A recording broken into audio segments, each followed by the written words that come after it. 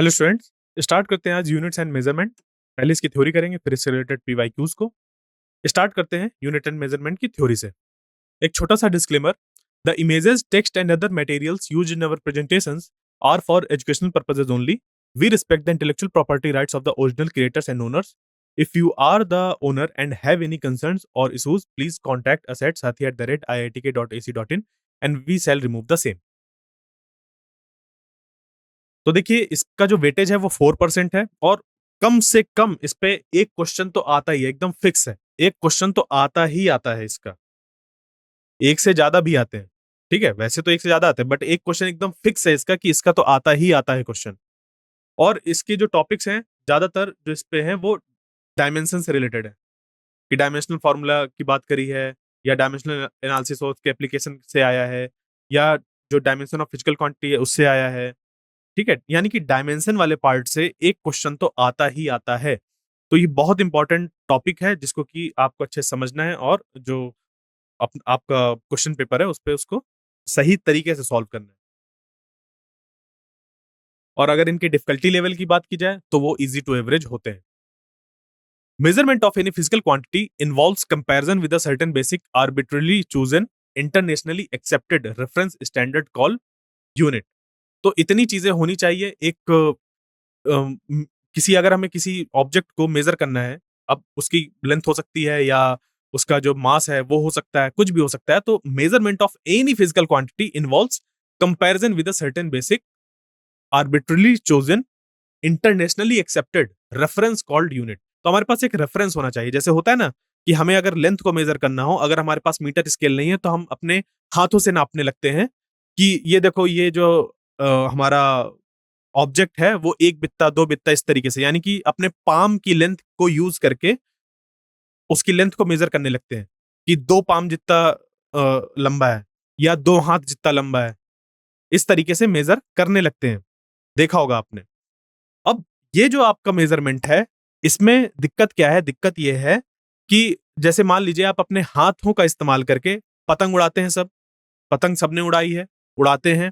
पतंग का जब धागा लेने जाते हैं तो वहां पर क्या करते हैं पतंग बेचने वाले, कि धागा नापने के लिए अपने हाथों का इस्तेमाल करते हैं, अपने हाथ की लंबाई से धागा नाप देते हैं। अब सोचिए जरा कि अगर वो पतंग वाला थोड़ा बड़े साइज का है, मतलब ठीक है, बड़ा आदमी है अगर, तब तो उसके हाथ जो होंगे लंबे लंबे होंगे, जिसके से कि आपको अगर उसने 10 हाथ मेजर करके दिया है तो थोड़ा सा हाँ मंझा आपको मिल जाएगा।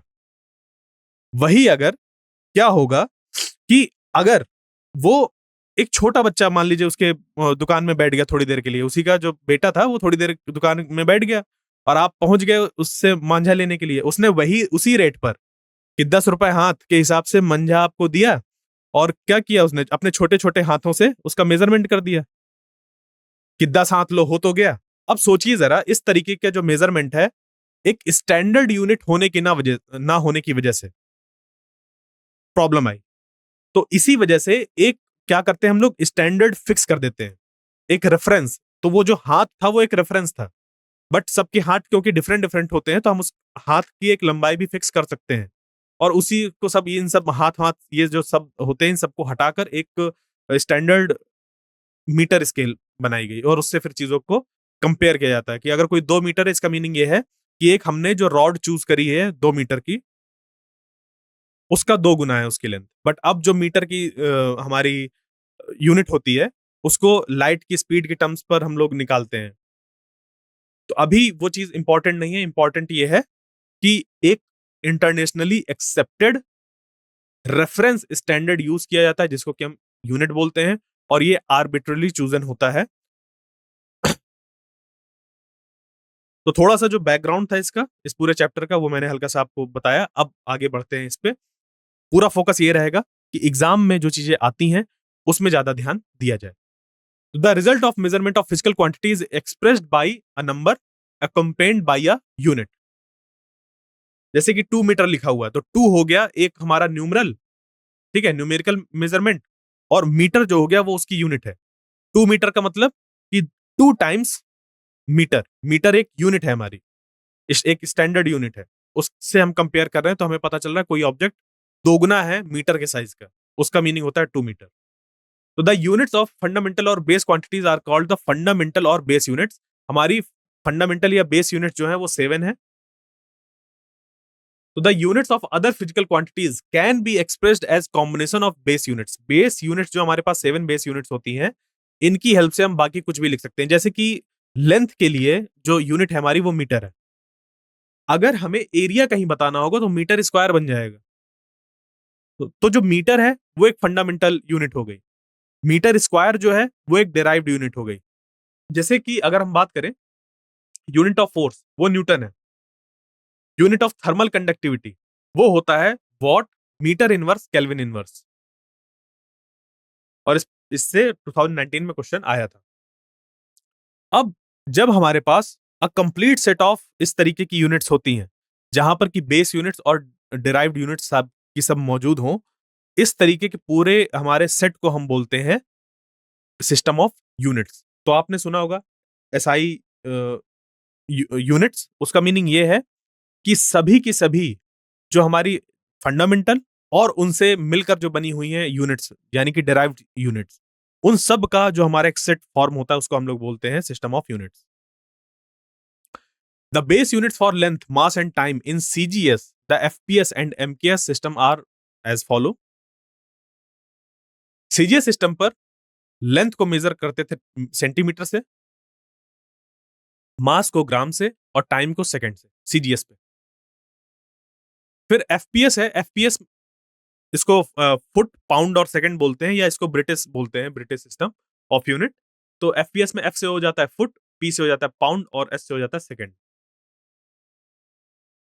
इन MKS system there were metre, kilogram and second respectively. अब देखिए यहाँ पर शब्द वर आ रहा है। वर का मतलब क्या है? जो चीज बीत चुकी है, और ये बीत चुकी है चीजें, ठीक है। ये अब लोकली लोग यूज करते हैं, बट इंटरनेशनली जो यूज होती है वो होता है एसआई यूनिट्स। तो the system of units which is at present internationally accepted for measurement is international unit of या system of units, abbreviated as SI. ठीक है, सिस्टम इंटरनेशनल डी यूनिट, इसको पूरा पढ़ते हैं, ठीक है। एसआई सिस्टम इंटरनेशनल, यानी कि फ्रेंच में लिखा हुआ है थोड़ा ऐसा कुछ। Since SI units used decimal system, conversion within the system are quite simple and convenient. अब जो हमारी 7 फंडामेंटल यूनिट्स होती हैं, 7 फंडामेंटल यूनिट्स के साथ-साथ, मतलब एसआई सिस्टम की अब हम बात करेंगे, सब जो भी आगे चलने वाला है वो सब एसआई सिस्टम की बात है। तो एसआई सिस्टम पर 7 फंडामेंटल यूनिट्स होती हैं, और उन फंडामेंटल यूनिट्स के साथ-साथ हमारे पास 2 और यूनिट्स होती हैं, और वो कहलाती हैं, एक तो सॉलिड एंगल, सॉरी, एक हमारा प्लैनर एंगल की है और दूसरी सॉलिड एंगल की। तो जो प्लेन एंगल है वो हमारा डिफाइंड होता है आर्क डिवाइडेड बाय रेडियस, और ये रेडियंस पर निकल कर आता है। और वहीं पर जो सॉलिड एंगल है वो निकल कर आता है area divided by R square, और इसकी जो यूनिट हमारी होती है वो स्टेरेडियन होती है। तो 7 बेस यूनिट्स और 2 और यूनिट है, कौन कौन सी? प्लेन एंगल की, जिसको कि हम लोग रेडियंस पर मेजर करते हैं, और दूसरी होती है सॉलिड एंगल की, जिसको कि हम स्टेरेडियंस पर मेजर करते हैं। तो ये फॉर्मूला हो गया एक तरीके से आपके पास सॉलिड एंगल निकालने के लिए। और यहाँ पर D theta is equal to D S by R, ये फॉर्मूला हो गया एक हमारा जो एंगल है, प्लानर एंगल, उसको फाइंड करने के लिए, और ये रेडियंस पर निकल कर आता है, और ये स्टेरेडियन।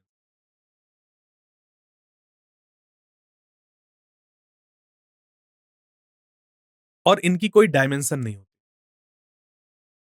ये बहुत इंपॉर्टेंट है। जैसे कि हमारी 7 फंडामेंटल यूनिट्स हैं, उनकी एक डायमेंशन होती है।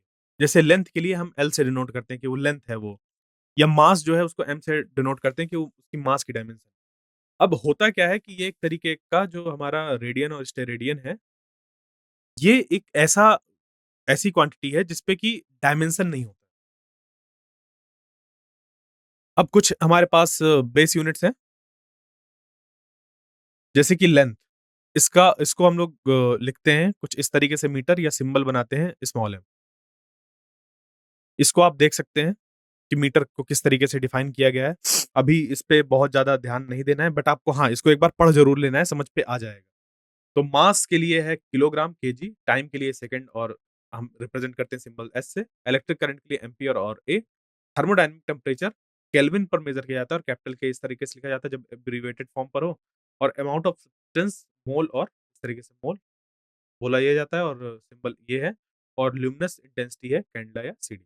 यहाँ पर एक चीज ध्यान दीजिएगा, जैसे कि कोई यूनिट अगर किसी इंसान के नाम पर है, जैसे एम्पियर के नाम पर है ये एम्पियर, तो जब इसको फुल फॉर्म पर इस तरीके से लिखा जाता है, पूरा नाम लिखा जाता है एम्पियर, तो क्योंकि ये यूनिट है और इसको किसी के नाम से अलग रखने के लिए, ताकि आप अगर कहीं पर इसको लिखा हुआ देखें तो आप समझ जाएं कि यूनिट है, तो जब फुल फॉर्म पर इसको लिखा जाता है एम्पियर, तो जो पहला लेटर है वो कैपिटल नहीं रखा जाता। ध्यान दीजिएगा मैंने क्या-क्या बोला कि जब हम कभी यूनिट लिखते हैं और वो यूनिट किसी पर्सन के नाम पर बेस्ड होती है और फुल लेंथ पर लिखने पर उसका पहला लेटर कैपिटल नहीं होता है, स्मॉल होता है। और उसी को जब एब्रिविएटेड लिखते हैं तो कैपिटल में लिखते हैं। इसी तरीके से केल्विन को देखिए। केल्विन जो है वो हमारा स्मॉल लेटर्स पर लिखा हुआ है। जब इसको एब्रिविएटेड फॉर्म पर लिखते हैं तो कैपिटल के लिखते हैं। इसी तरीके से न्यूटन के लिए भी होता है। न्यूटन को ऐसे करके और कैपिटल एन लिखते हैं। ध्यान दीजिएगा। बाकी आप इसको पढ़ सकते हैं, ये एनसीईआरटी की बुक में मौजूद है। अभी ज़्यादा इम्पोर्टेंट नहीं है तो मैं इसको स्किप कर रहा हूँ। अब आता है एरर इन मेजरमेंट। तो the result of every measurement by any measuring instrument contains some uncertainty. और बहुत इंटरेस्टिंग चीज ये होती है कि अगर आपके मेजरमेंट पे आपने अनसर्टेनिटी को इंक्लूड नहीं किया है तो वो मेजरमेंट किसी काम का नहीं है। ठीक है, एक्चुअल में अगर देखा जाए, अगर आप ये सोच रहे हैं कि आपने मतलब अनसर्टेनिटी आपके मेजरमेंट में है ही नहीं, आपने जो मेजरमेंट किया एकदम सर्टेन मेजरमेंट किया, तो वो आपकी गलती है, क्योंकि अनसर्टेनिटी होता है और कभी भी जब हम मेजरमेंट्स करते हैं तो अनसर्टेनिटी को इंक्लूड करना पड़ता ही है। तो the result of every measurement by any measuring instrument contains some uncertainty. This uncertainty is called error. अब एरर जो होती है वो अलग अलग तरीके की होती है। सबसे पहले जैसे सिस्टमैटिक एरर्स, तो ये सिस्टमैटिक एरर्स ऐसी एरर्स होती हैं जो एक डायरेक्शन पर होती हैं, या तो पॉजिटिव होंगी या तो निगेटिव होंगी। वहीं पर आता है जैसे इंस्ट्रूमेंटल एरर्स। फिर है कि इस पे जैसे इम्परफेक्शन इन एक्सपेरिमेंटल टेक्निक और प्रोसीजर। तो ये भी हमारा सिस्टमैटिक एरर ही है कि हम जो मेजरमेंट करना चाह रहे थे उसके लिए हमने जो अपना डिवाइस प्रिपेयर किया उसी में गड़बड़ है। या जैसे इंस्ट्रूमेंटल एरर है तो उस पे जो इंस्ट्रूमेंट है आपने उसको सही तो बनाया बट उस पे ही गड़बड़ हो गया।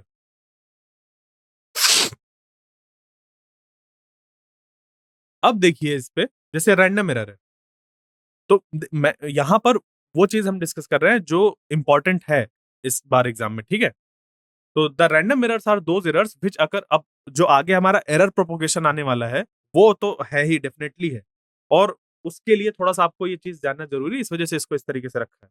तो the random errors are those errors which occur irregularly and hence are random with respect to sign and size.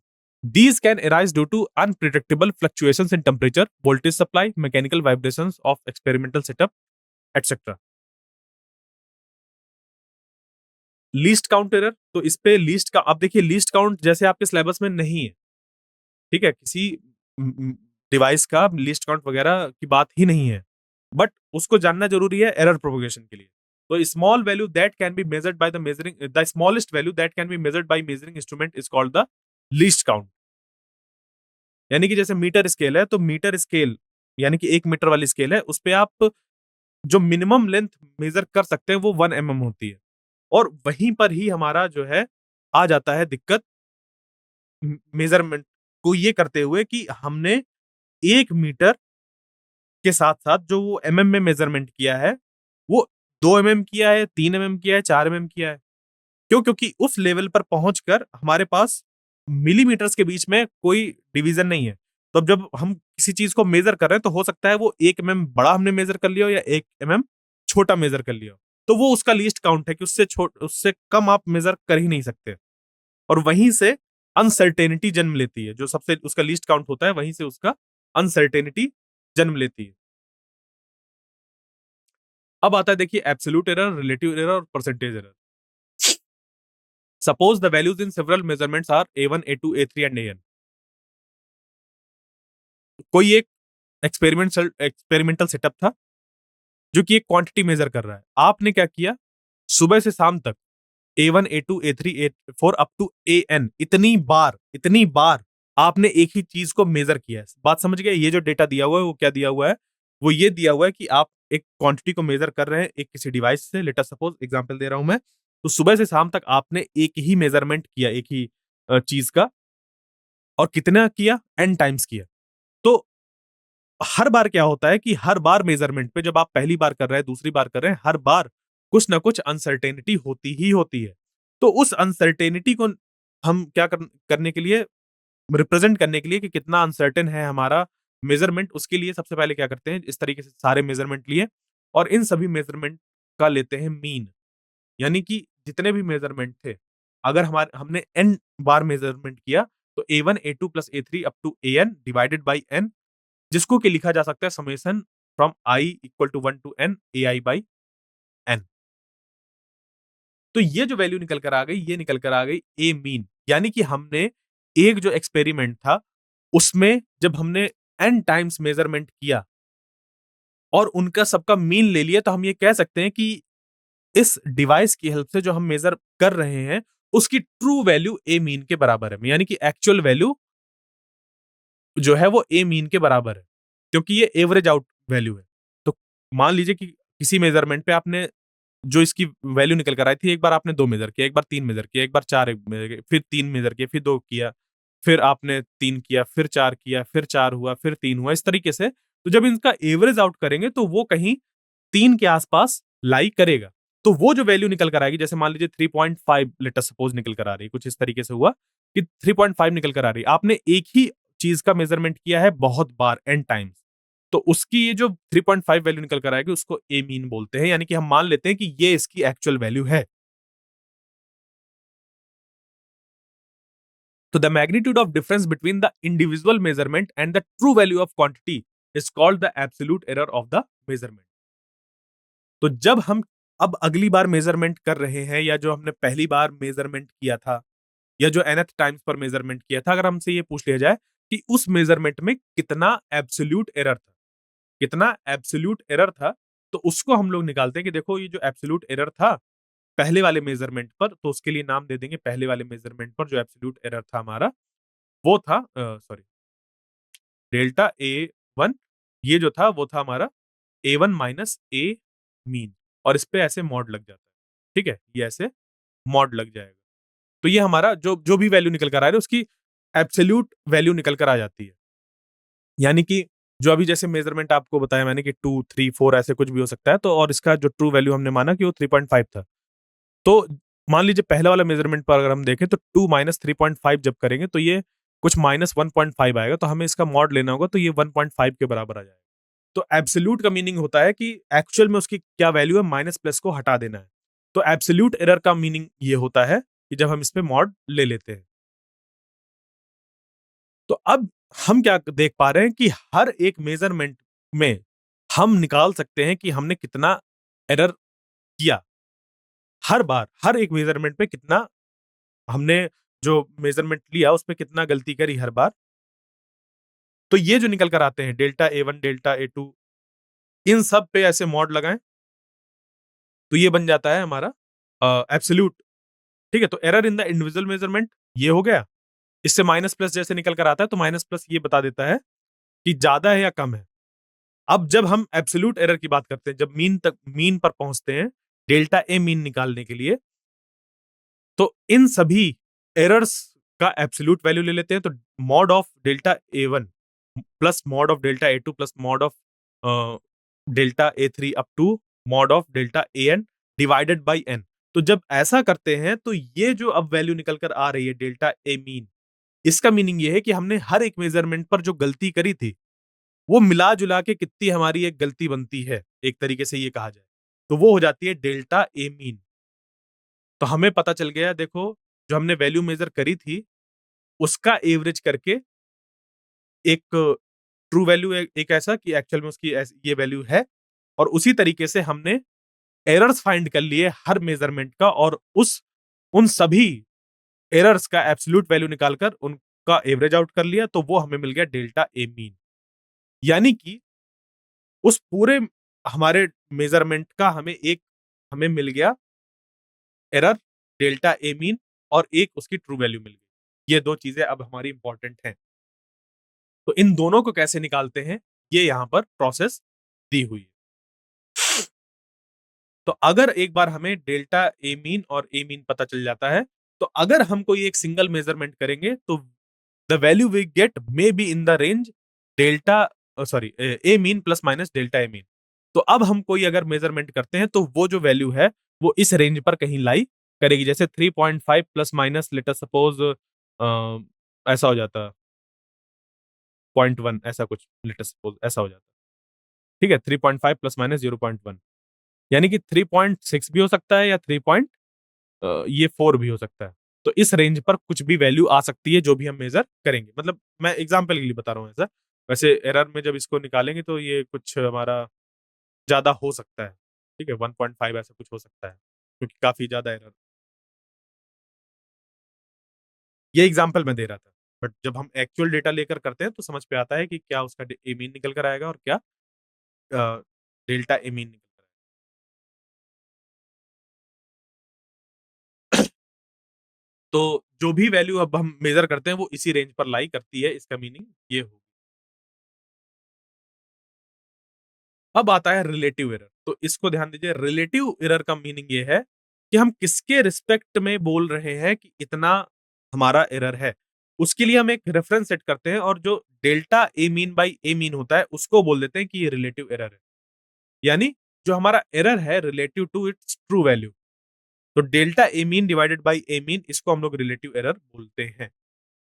ये रिलेटिव एरर का फॉर्मूला है। तो देखिए इस इतने पूरे डिस्कशन में सिर्फ 4 चीजें ही निकल कर आई हैं इतने पूरे डिस्कशन पर। मैं फिर रिपीट कर देता हूं क्या क्या याद रखना है आपको, कि अगर आपको इस तरीके से सेवरल मेजरमेंट्स दिए हों तो सबसे पहले इसका ए मीन निकाल लेते हैं। यानी कि देखो क्वेश्चन ये आ सकता है कि रिलेटिव एरर आपको निकालना हो। तो रिलेटिव एरर अगर आपको निकालना है तो गिवन मेजरमेंट से आपको ए मीन निकालना होगा, जो कि ऐसे निकल कर आएगा। फिर एक बार जब ए मीन निकल कर आता है तो एब्सोल्यूट एरर्स निकाले जाते हैं हर मेजरमेंट के, उन सबको ऐड करके एन से डिवाइड करके डेल्टा ए मीन निकल कर आ जाता है।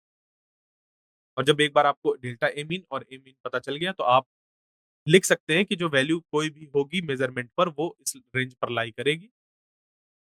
और रिलेटिव एरर निकालने के लिए हमारा निकल कर आ जाता है रिलेटिव एरर बराबर delta A mean by a mean. इसी को अगर परसेंटेज एरर पर लिखना हो तो रिलेटिव परसेंटेज एरर भी कभी कभी इसको बोल देते हैं। तो when the relative error is expressed in percent it is called the percentage error. आपको पता है किसी फ्रैक्शन को परसेंट पे कैसे कन्वर्ट करते हैं, इनटू 100%, ऐसे लिख दीजिए। क्यों? क्योंकि ये जो सिंबल है ना परसेंट, परसेंट का मीनिंग होता है डिवाइडेड बाई 100। तो अगर आप इस चीज पर डिवाइडेड बाई 100 लिखना चाह रहे हैं तो आपको यहां पर ऊपर भी 100 का मल्टीप्लाई करना होगा, वरना इसकी वैल्यू चेंज हो जाएगी। और ये जो नीचे फिर ये परसेंट, इसको बोलते हैं पर, और सेंट का मतलब होता है 100। ठीक है, तो ये हो गया पर और ये हो गया सेंट। तो ये दोनों चीज मिलकर ऊपर वाला जो 100 है वो ऐसे ही लिखा रहता है, और नीचे वाली जो पर और सेंट जो है वो मिलकर बन जाते हैं ऐसे परसेंट।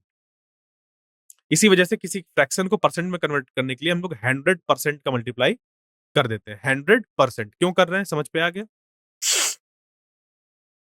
तो delta A mean by a mean into 100%, जिससे कि परसेंटेज एरर निकलकर हमारा आ जाता है। तो if the time interval measured by a clock is given by this, तो जो इसका मीन वैल्यू निकल कर आएगी वो क्या हो जाएगी 1.25, और जितनी भी वैल्यूज दी हैं उन सबको ऐड करें और फिर हम 5 से डिवाइड कर दें, तो ये बन जाएगा 6.25 डिवाइडेड बाई 5। ठीक है, ये हो जाएगा 6.25 डिवाइडेड बाई 5, यानी कि 1.25 सेकेंड। तो ये जो 1.25 सेकेंड्स निकल कर आए ये एक तरीके से हो गया ट्रू वैल्यू, कि किसी क्लॉक का जो टाइम इंटरवल था या किसी क्लॉक की हेल्प से जो हमने टाइम इंटरवल मेज़र किया, किसी भी ऑब्जेक्ट का जो कि मान लो ऑसिलेट कर रहा हो या मूव कर रहा हो, रोटेट कर रहा हो इस तरीके से, तो जो उसकी ट्रू वैल्यू है वो है 1.25 सेकंड। अब इस 1.25 सेकंड से हम लोग ये देखेंगे कि जो भी हमने वैल्यू मेज़र करी है वो ज़्यादा है या कम है। तो इस तरीके से हमारे निकल कर आ जाते हैं absolute error in the measured value of time intervals. अब यहां से हम क्या करेंगे कि जो डेल्टा टी1 है, डेल्टा टी1 मॉड वो बन जाएगा 1.25 माइनस 1.25 वो हो गया 0। इसी तरीके से डेल्टा टी2 मॉड उस पे लगेगा तो 1.25 माइनस 1.24 है, पॉजिटिव वैल्यू निकल कर आई तो हमने मॉड का इस्तेमाल नहीं किया। अब जैसे यहां पर देखिए डेल्टा टी3 है, तो डेल्टा टी3 जब निकल रहा है वो है 1.25 माइनस 1.27 मॉड लगेगा तो बन जाएगा 0.02। इसी तरीके से फिर है डेल्टा टी4 बराबर 1.25 माइनस 1.21 जिससे कि बन जाएगा 0.04, क्योंकि मॉड है यहाँ पर तो माइनस अगर आ रहा होता इससे तो प्लस बन जाएगा, बट यहाँ पर नहीं आ रहा माइनस, इस पे आ रहा था। इसी तरीके से यहाँ पर आएगा, ठीक है? माइनस 0.03 मॉड लगेगा तो ये आ गया हमारे पास। तो ये जितनी भी वैल्यू निकल कर आई हैं 0, 0.01, 0.02, 0.04, 0.03 ये सभी वैल्यूज़ जो है, ये निकल कर आई हैं हमारी एक तरीके से सारी सॉरी एब्सोल्यूट एरर, ठीक है? अब इनका हमें निकालना है मीन। तो इन सारे एब्सोल्यूट एरर का जब मीन निकल कर आएगा वो हो जाएगा डेल्टा टी बार, यानी कि हम इसका मीन निकाल रहे हैं। आप मतलब मीन करके लिखें या बार लगाकर लिखें सेम ही चीज़ है। तो ये बनेगा अ, जितने भी हमारे मॉड मतलब कि एब्सोल्यूट एरर निकल कर आ रहे थे, उन सभी को ऐड करें 5 से डिवाइड करें। तो ऐसा करने पर हमें मिल जाएगा 0.02 सेकंड। यानी कि जो परसेंटेज रिलेटिव एरर अगर हमें निकालना हो तो देखो इस पे हमें पहले तो रिलेटिव एरर निकालना पड़ेगा, फिर 100% का मल्टीप्लाई करना पड़ेगा। तो delta T bar by T bar ये हो जाएगा 0.02 डिवाइडेड बाय 1.25 इंटू 100 परसेंट का साइन आ जाएगा तो 1.6%। यानी कि ये हमें परसेंटेज रिलेटिव एरर पता चल गया है कितना है 1.6%। और देखिए इससे क्वेश्चन आया था 2020 पर। Error of a sum of और a difference. Suppose a and b have measured values a plus minus delta a, b plus minus delta b respectively. तो एरर z इन सम जो होगा वो हो जाएगा z बराबर a प्लस बी। तो z plus minus delta z बराबर हो जाएगा a plus minus delta a plus b plus minus delta B. तो ये a प्लस बी इस तरफ आ गया और plus minus delta a plus B इधर डेल्टा बी चला गया। तो यहाँ पर ये इस पूरे पर जो इम्पोर्टेंट है वो ये है कि आप 2 क्वांटिटीज़ को चाहे ऐड कर रहे हो, चाहे सब्ट्रैक्ट कर रहे हो। उनके जो एरर्स होते हैं वो हमेशा ऐड होते हैं। यानी गलती-गलती मिलकर छुपेगी नहीं ना, गलती-गलती मिलकर और गलती बढ़ जाएगी। ठीक है? तो वो क्योंकि गलतियाँ हैं तो वो चीज़ बढ़ जाती है। The maximum possible error in Z is delta Z बराबर delta a plus delta B. तो आप ज़ेड को फाइंड करने के लिए मतलब ज़ेड आप इस तरीके से फाइंड कर रहे हैं, तो उनके अगर ज़ेड बराबर ए माइनस बी भी होता अगर, उस केस में भी जो एरर्स हैं उनके ऐड ही होते। मतलब कि ज़ेड बराबर ए माइनस बी है तब भी जो उनके एरर होंगे वो हमारे ऐड ही होंगे उसमें। ठीक है? तो डेल्टा ज़ेड जो होगा वो delta a plus delta B ही निकल कर आएगा। तो इम्पोर्टेंट इतने डिस्कशन में ये है कि अगर 2 क्वांटिटीज़ हम ऐड कर रहे हैं और इन क्वांटिटीज़ में खुद में एरर है, तो ये जो ऐड होने के बाद जो एरर निकल कर आएगा, उसपे एरर्स दोनों ऐड हो जाएँगे। दोनों क्वांटिटीज़ के एरर जो होंगे वो ऐड हो जाएँगे और जो क्वांटिटी हमारी ज़ेड जैसे निकल कर आई है, उसका हमारे पास एरर पता चल जाएगा। और अगर हम इन्हीं क्वांटिटीज़ को माइनस भी करते हैं, कुछ इस तरीके से, तो इनके एरर जो होंगे वो माइनस नहीं होंगे। एरर ऐड हो जाएँगी, गलतियाँ ऐड अप हो जाएँगी। So when two quantities are added or subtracted, the absolute error in the final result is the sum of absolute errors in the individual results. तो ये इम्पोर्टेंट है आपके लिए, ये जो मैं आपके लिए कर रहा हूँ मार्क।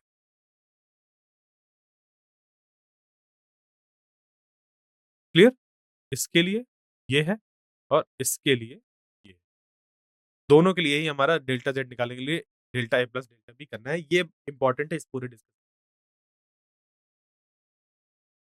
अब है एरर ऑफ अ प्रोडक्ट और अ क्वोशिएंट। तो z बराबर है ए बी। अब क्वोशिएंट और प्रोडक्ट का मीनिंग क्या है, यानी कि हम या तो मल्टीप्लाई कर रहे हैं या तो डिवाइड कर रहे हैं। तो z बराबर है ए बी, और अगर हमने इस पे वैल्यूज जो ये मेजर करी है ए और बी, उनमें खुद में कुछ एरर है। जैसे ए में कुछ एरर है हमारा डेल्टा ए, और बी में एरर है डेल्टा बी। तो A plus minus delta A, और बी का हो जाएगा B plus minus delta B. तो जेड में जो हम निकालेंगे एरर, वो कैसे निकालेंगे? इसके लिए हम लोग रिलेटिव एरर या परसेंटेज एरर का इस्तेमाल करते हैं। तो अगर हम ये देख रहे हैं कि z plus minus delta z, और ये जो बनेगा वो बनेगा मल्टीप्लाई होकर a plus minus delta a into B plus minus delta B. तो देखिए इस पे जो पूरा याद रखने वाला है वो ये है कि यहां पर आपको जो डेल्टा जेड बाई जेड निकल कर आएगा वो ये निकल कर आएगा। ठीक है, बीच का अभी फिलहाल आपका वो एक तरीके से डेरिवेशन जैसा हो गया। ये इंपॉर्टेंट है कि जो मैक्सिमम रिलेटिव एरर हमें मिलेगी वो मिलेगी डेल्टा जेड बाई जेड बराबर delta A by A plus delta B by B. यानी कि रिलेटिव एरर जो होती हैं वो ऐड अप हो जाती हैं इन केस ऑफ जब हम किसी क्वांटिटी का प्रोडक्ट निकालते हैं। ठीक है, अगर हमारे पास दो क्वांटिटी ए और बी है, उनको प्रोडक्ट करके हम जेड निकाल रहे हैं, तो जेड पर कुछ अनसर्टेनिटी हमें देखनी पड़ेगी। क्यों? क्योंकि ए पर अनसर्टेनिटी है डेल्टा ए, और बी पर अनसर्टेनिटी है डेल्टा बी। तो इसके लिए हम डेल्टा जेड बाई जेड रखते हैं और बराबर करते हैं डेल्टा ए बाई ए के plus delta B by B के। ये याद रखिए। अगर यहां पर अगर यहां पर ये डिवाइड भी होता, यानी कि z बराबर अगर ये a बाई बी भी अगर हमारा बना होता, तो पता है क्या होता? Delta z divided by z बराबर delta a by a plus delta b by b ही निकल कर आता।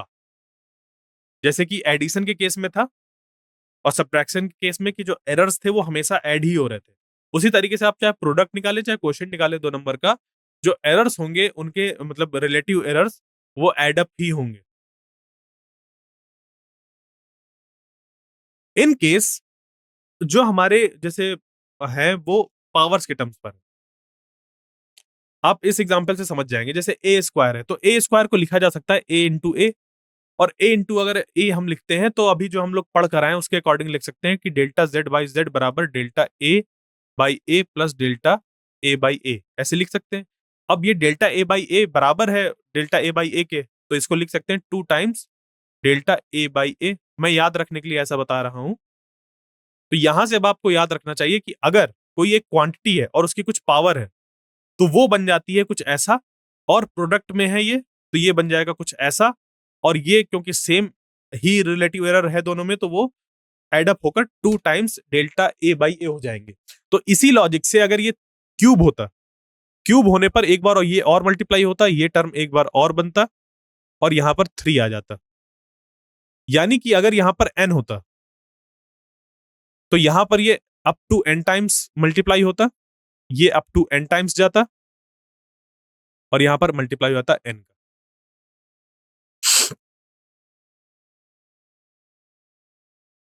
तो डेल्टा जेड बाई जेड जो होगा वो 2 टाइम्स डेल्टा ए बाई ए हो जाएगा। तो अगर एक हम जनरल फॉर्मूला इसका दें, तो ये बन जाएगा कि अगर कोई एक z है जो कि a to the power p b to the power q divided by c to the power r है, तो आपको इतना पता है कि जो यहां पर रिलेटिव एरर होंगे वो ऐड होंगे। जितने के भी हमारे रिलेटिव एरर्स हैं वो सबके सब ऐड होंगे।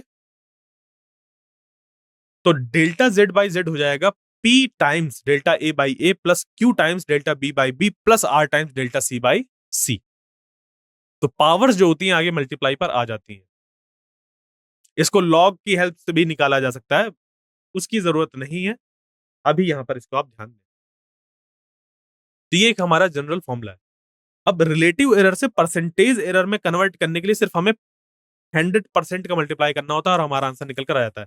यानी 100 और परसेंट का अगर हम मल्टीप्लाई करते हैं रिलेटिव एरर पर या किसी भी फ्रैक्शन में, तो परसेंटेज में चेंज हो जाएगा।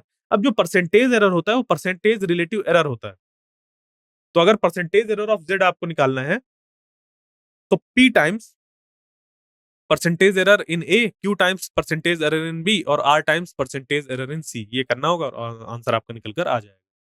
तो आप चाहे परसेंटेज एरर के टर्म्स पर निकालें चाहे रिलेटिव एरर के टर्म्स पर निकालें, सेम ही तरीका है।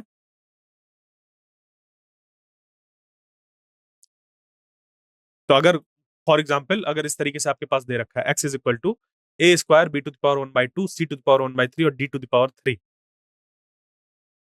तो जो परसेंटेज एरर इन x निकल कर आएगा यानी कि delta x by x into 100, ये बराबर होगा, देखो a पर पावर 2 है तो 2 times delta a by A into 100, ये परसेंटेज एरर है a में।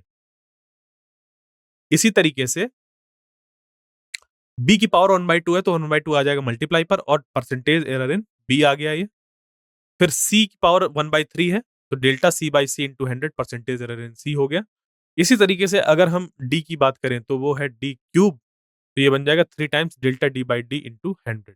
ये हो गया परसेंटेज एरर इन जो हमारा d है, जैसे उस पे 3 पावर 3 है तो 3 टाइम्स परसेंटेज एरर इन d हुआ।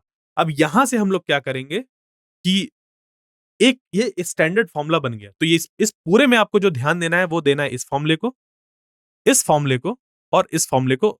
तो रिलेटिव एरर से परसेंटेज एरर जो बना रहे हैं वो सिर्फ 100% का मल्टीप्लाई करके बनता है। और देखिए इससे नीट 2019 पर क्वेश्चन आया था, तो डिफरेंट बहुत ज्यादा चीजें नहीं है। फ्रैक्शन आपने पढ़े ही है, परसेंट कैसे निकालते हैं वो पढ़ा ही है, बट यहाँ पर जो इंपॉर्टेंट है, जो फॉर्मूले यूज होते हैं, कैसे यूज होते हैं, क्या है, वो मैंने आपको यहाँ पर अभी समझाया। अब है जैसे कि time period of a simple pendulum. अब कोई आपसे कह दे कि टाइम पीरियड पर हमें बताना है कि कितना होगा हमारा रिलेटिव एरर। तो time period of simple pendulum होता है t is equal to 2 pi root L by G, यानी कि t जो है वो प्रोपोर्शनल है। देखो कांस्टेंट कांस्टेंट नहीं याद रखा जाता, ये कांस्टेंट है, इससे एरर नहीं आता। कांस्टेंट में कोई भी एरर नहीं होता हमारा, जैसे न्यूमरल्स होते हैं, जैसे पाई है, ये कांस्टेंट, इस पे कोई एरर नहीं होता है। 2 है, ये एक न्यूमरल, इस पे कोई एरर नहीं होता है। तो t is proportional to l to the power 1/2 और g टू द पावर 1/2। अगर इसको हम स्क्वायर कर दें दोनों तरफ तो इसको लिख सकते हैं ना कि t square is proportional to l और g, ऐसे लिख सकते हैं। तो वही चीज यहाँ पर करी गई है। तो देखिए फॉर्मूला वही है। अब अगर हमें डेल्टा टी बाई टी निकालना था तो यहाँ पर अगर फॉर्मूला लिखें तो ये क्या बन जाएगा, error in T by T. अब इसकी टी पे पावर 2 है, 2 का मल्टीप्लाई करा दिया, इक्वल टू एल पर पावर 1 है तो डेल्टा एल बाई एल आ गया प्लस डेल्टा जी बाई जी। अगर आप सोच रहे होते इससे निकालने के लिए तो ये 2 को इस तरफ ही तो जाना था 1/2 में, कोई फर्क पड़ा क्या? 1/2 उधर मल्टीप्लाई पर ही तो चला गया, कोई कुछ चेंज हुआ क्या? यानी कि यहां पर जो ध्यान देने वाली बात है वो ये है कि t is proportional to l to the power 1/2 g to the power 1/2 है। और इस फॉर्म में हम लिख सकते हैं किसी भी क्वांटिटी को, चाहे वो राइट हैंड साइड पर लिखी हो चाहे लेफ्ट हैंड साइड पर लिखी हो। तो अगर आपके पास कुछ एक्सप्रेशन ऐसे दे रखा है, मान लीजिए X Y is equal to L into G, कुछ ऐसा मान लीजिए, फॉर एग्जाम्पल मैं ऐसा दे रहा हूं, इस तरीके से कुछ ऐसा लिख रखा है और आपसे परसेंटेज एरर इन वाई निकालने के लिए कहा जाए तो आप तो परेशान हो जाएंगे। क्या किया जाएगा? परेशान नहीं होना है, इस पे क्या करना है आपको, डेल्टा, जैसे इसकी पावर मान लीजिए ए है, ये इसकी पावर बी है, इसकी पावर सी और इसकी पावर डी है, तो आप या तो इसको इस तरफ डिवाइड कर ले जाएं या सबको इस तरीके से लिख दें, delta X by X to the power sorry into A plus यहाँ पर B into delta Y by Y is equal to C into delta, यहाँ पर जो होगा हमारे पास क्वांटिटी जैसे एल बाई एल, और ये बन जाएगा इधर G sorry D into delta G by G. ठीक है, तो आप कैसे भी इसको निकाल सकते हैं, कोई फर्क नहीं पड़ेगा क्योंकि सब ऐड ही होता है। यहां पर ये नहीं चलेगा कि ये इस तरफ से इधर जाएगा तो वो माइनस हो जाएगा, नहीं। क्लियर? बट आपको क्या करना होगा, एक स्टैंडर्ड फॉर्म पर लाकर, कुछ इस तरीके से एक स्टैंडर्ड फॉर्म पर लाएंगे पहले आप उसको, फिर सभी को एक साथ ऐड कर देंगे सारी चीज को। ठीक है, बस इस पे ये ध्यान दीजिएगा जो यहाँ पर हमने किया था। तो अगर आपको जैसे मान लीजिए वाई पर निकालना है तो डेल्टा वाई बाई वाई है इस पे b का मल्टीप्लाई था, जो x होगा वो इस तरफ एडिशन में ही जाएगा, माइनस में नहीं जाएगा, बस इतना फर्क पड़ता है इस पे, ये कि जो डेल्टा l बाई एल और इस पे इंटू c था और इस पे d और डेल्टा g बाई g था। अब g तो कांस्टेंट होता है, g पे क्या ही आएगा, ठीक है, बट g पर भी एरर आ सकता है अगर आप मेजरमेंट कर रहे हैं। तो ये कुछ ऐसा बन जाएगा d, और ये जो इस तरफ था हमारे पास a, वो भी आ जाएगा डेल्टा x बाई एक्स। ठीक है, तो इस तरीके से ये हो जाता है। अब बात आती है सिग्निफिकेंट फिगर्स की, कि हमने मेजरमेंट तो कर लिया, अब मेजरमेंट को लिखना है हमें, तो कैसे लिखेंगे? यानी कि जब भी आप मेजरमेंट करते हैं तो कोई एक न्यूमेरिकल वैल्यू निकल कर आती है,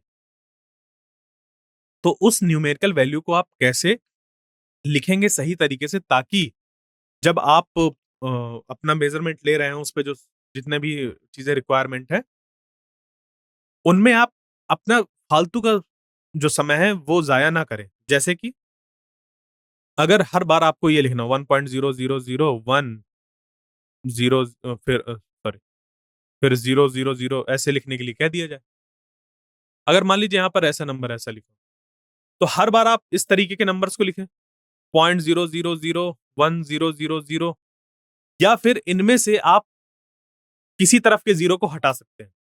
तो ये चीज हमें पता चलती है सिग्निफिकेंट फिगर से, कि हमें हर बार इस तरीके का नंबर लिखना है, या इसको दूसरे तरीके से कुछ लिखा जा सकता है थोड़ा आसान करके, और वो चीज हमें सिग्निफिकेंट फिगर से पता चलती है। तो आप यहां पर ध्यान दीजिए सिग्निफिकेंट फिगर्स क्या होते हैं। तो the reported result of measurement is a number that includes all digits in the number that are known reliably plus the first digit that is uncertain. तो the reliable digit plus the first uncertain digit are known as significant digits or significant figures. A choice of change of different units does not change. देखिए ये important line है, ये पढ़िए, कि जो choice of different units होती है वो चेंज नहीं करती है नंबर ऑफ सिग्निफिकेंट डिजिट या सिग्निफिकेंट फिगर्स को। यानी कि आप सेंटीमीटर पर मेजर कर रहे हैं या मीटर पर मेजर कर रहे हैं या किलोमीटर पर मेजर कर रहे हैं, उससे जो हमारी सिग्निफिकेंट डिजिट या सिग्निफिकेंट फिगर्स होगी उस पर फर्क नहीं पड़ता। All the non zero digits are significant. अब हमें ये पहचानना है कि कौन सी जो डिजिट्स हैं वो सिग्निफिकेंट फिगर्स या सिग्निफिकेंट डिजिट्स होती हैं। तो जितनी भी नॉन जीरो डिजिट्स हैं वो सारी की सारी सिग्निफिकेंट होती हैं। यानी कि 1 2 3 कहीं पर ऐसे कुछ लिखा हुआ है, तो 1 2 3 मान लीजिए कि ये लिखा हुआ है 462, तो 65 मान लीजिए, 460, तो 465 में अगर मैं आपसे पूछूं कि कितने सिग्निफिकेंट फिगर्स या सिग्निफिकेंट डिजिट्स हैं, तो आप बोलेंगे 1 2 3, 3 है। कितने हैं? 3 है। 1 2 3, 3 है। क्यों 3 है? क्योंकि ये सारे नॉन जीरो डिजिट्स थे। दिक्कत तब आती है जब जीरो आ जाते हैं। अब जीरो कहां-कहां पर आ सकते हैं उसके बेसिस पे ये हमारे पास है रूल्स। क्लियर? तो सिग्निफिकेंट फिगर्स को बताते वक्त नॉन जीरो डिजिट्स पर कभी भी दिक्कत नहीं होती है आपको, दिक्कत आती है जब जीरो आ जाते हैं। तो जीरो कहां-कहां पर आते हैं उसके लिए रूल्स हैं हमारे पास, कि उनको काउंट करना है एज़ अ सिग्निफिकेंट फिगर या नहीं करना है। तो पहला जो ये है वो ये है कि अगर आपके पास 808 लिखा हुआ है, तो 808 में क्या है? देखो इधर एक नॉन जीरो डिजिट है, इधर एक नॉन जीरो डिजिट है। इसके बीच में आया हुआ जीरो सिग्निफिकेंट कहलाएगा। तो all the zeros between two non-zero digits are significant no matter where the decimal point is। Decimal कहां पर लगा हो, जैसे मान लीजिए ये ऐसे भी लिख दिया जाता है, तब भी ये जीरो जो है वो उसके बीच में आ रहा है, देखो दो नॉन जीरो डिजिट्स के बीच में, तब भी ये हमारा सिग्निफिकेंट फिगर होगा। इस पे 4 सिग्निफिकेंट फिगर है। अगर यहाँ पर जीरो ऐसे लगा होता तो इस पे कितने सिग्निफिकेंट फिगर हो जाते? देखो जीरो को, हर एक जीरो को चेक करो क्योंकि दिक्कत जीरो देता है। तो जीरो यहाँ पर दो नॉन जीरो डिजिट्स के अगर बीच में है तो जीरो कहीं पर भी लिखा हो, मतलब कि सॉरी डेसिमल किसी भी जगह पर लगा हो, इससे फर्क नहीं पड़ेगा। तो यहां पर आपको यह ध्यान देना है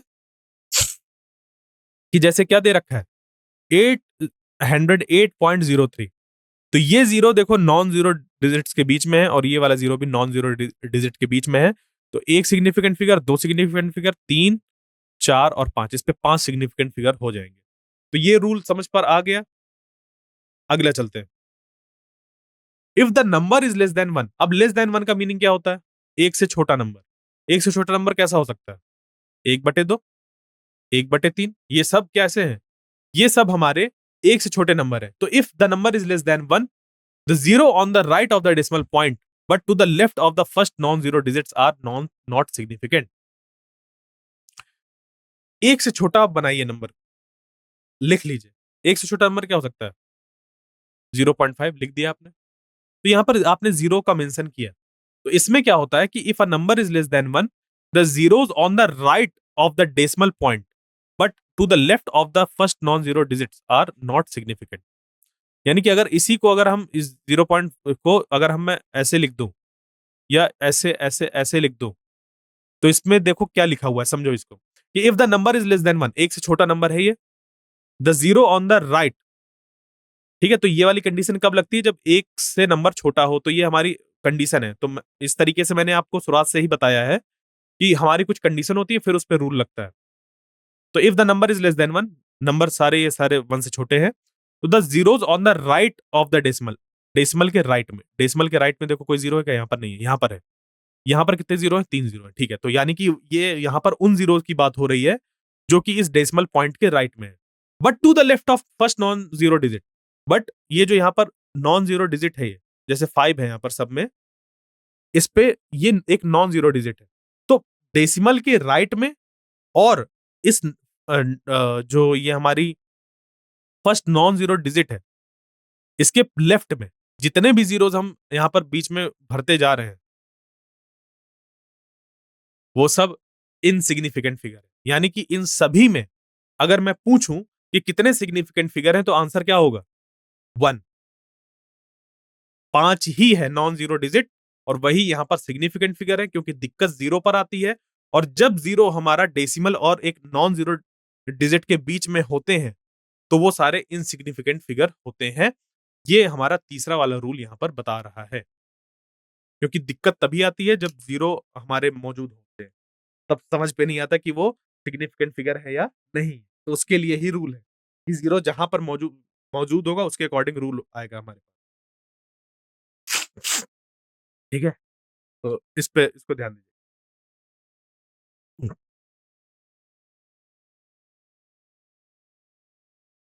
the terminal or trailing zero in a number without a decimal point are not significant.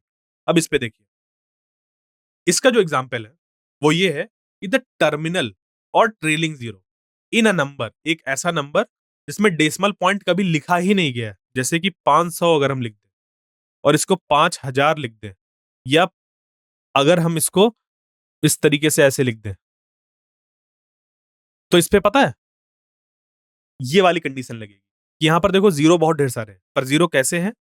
The terminal or trailing zeros in a number without a decimal point. यहां पर देखो डेसिमल नहीं लगाया मैंने, ऐसे ऐसे कहीं पर नहीं लगा।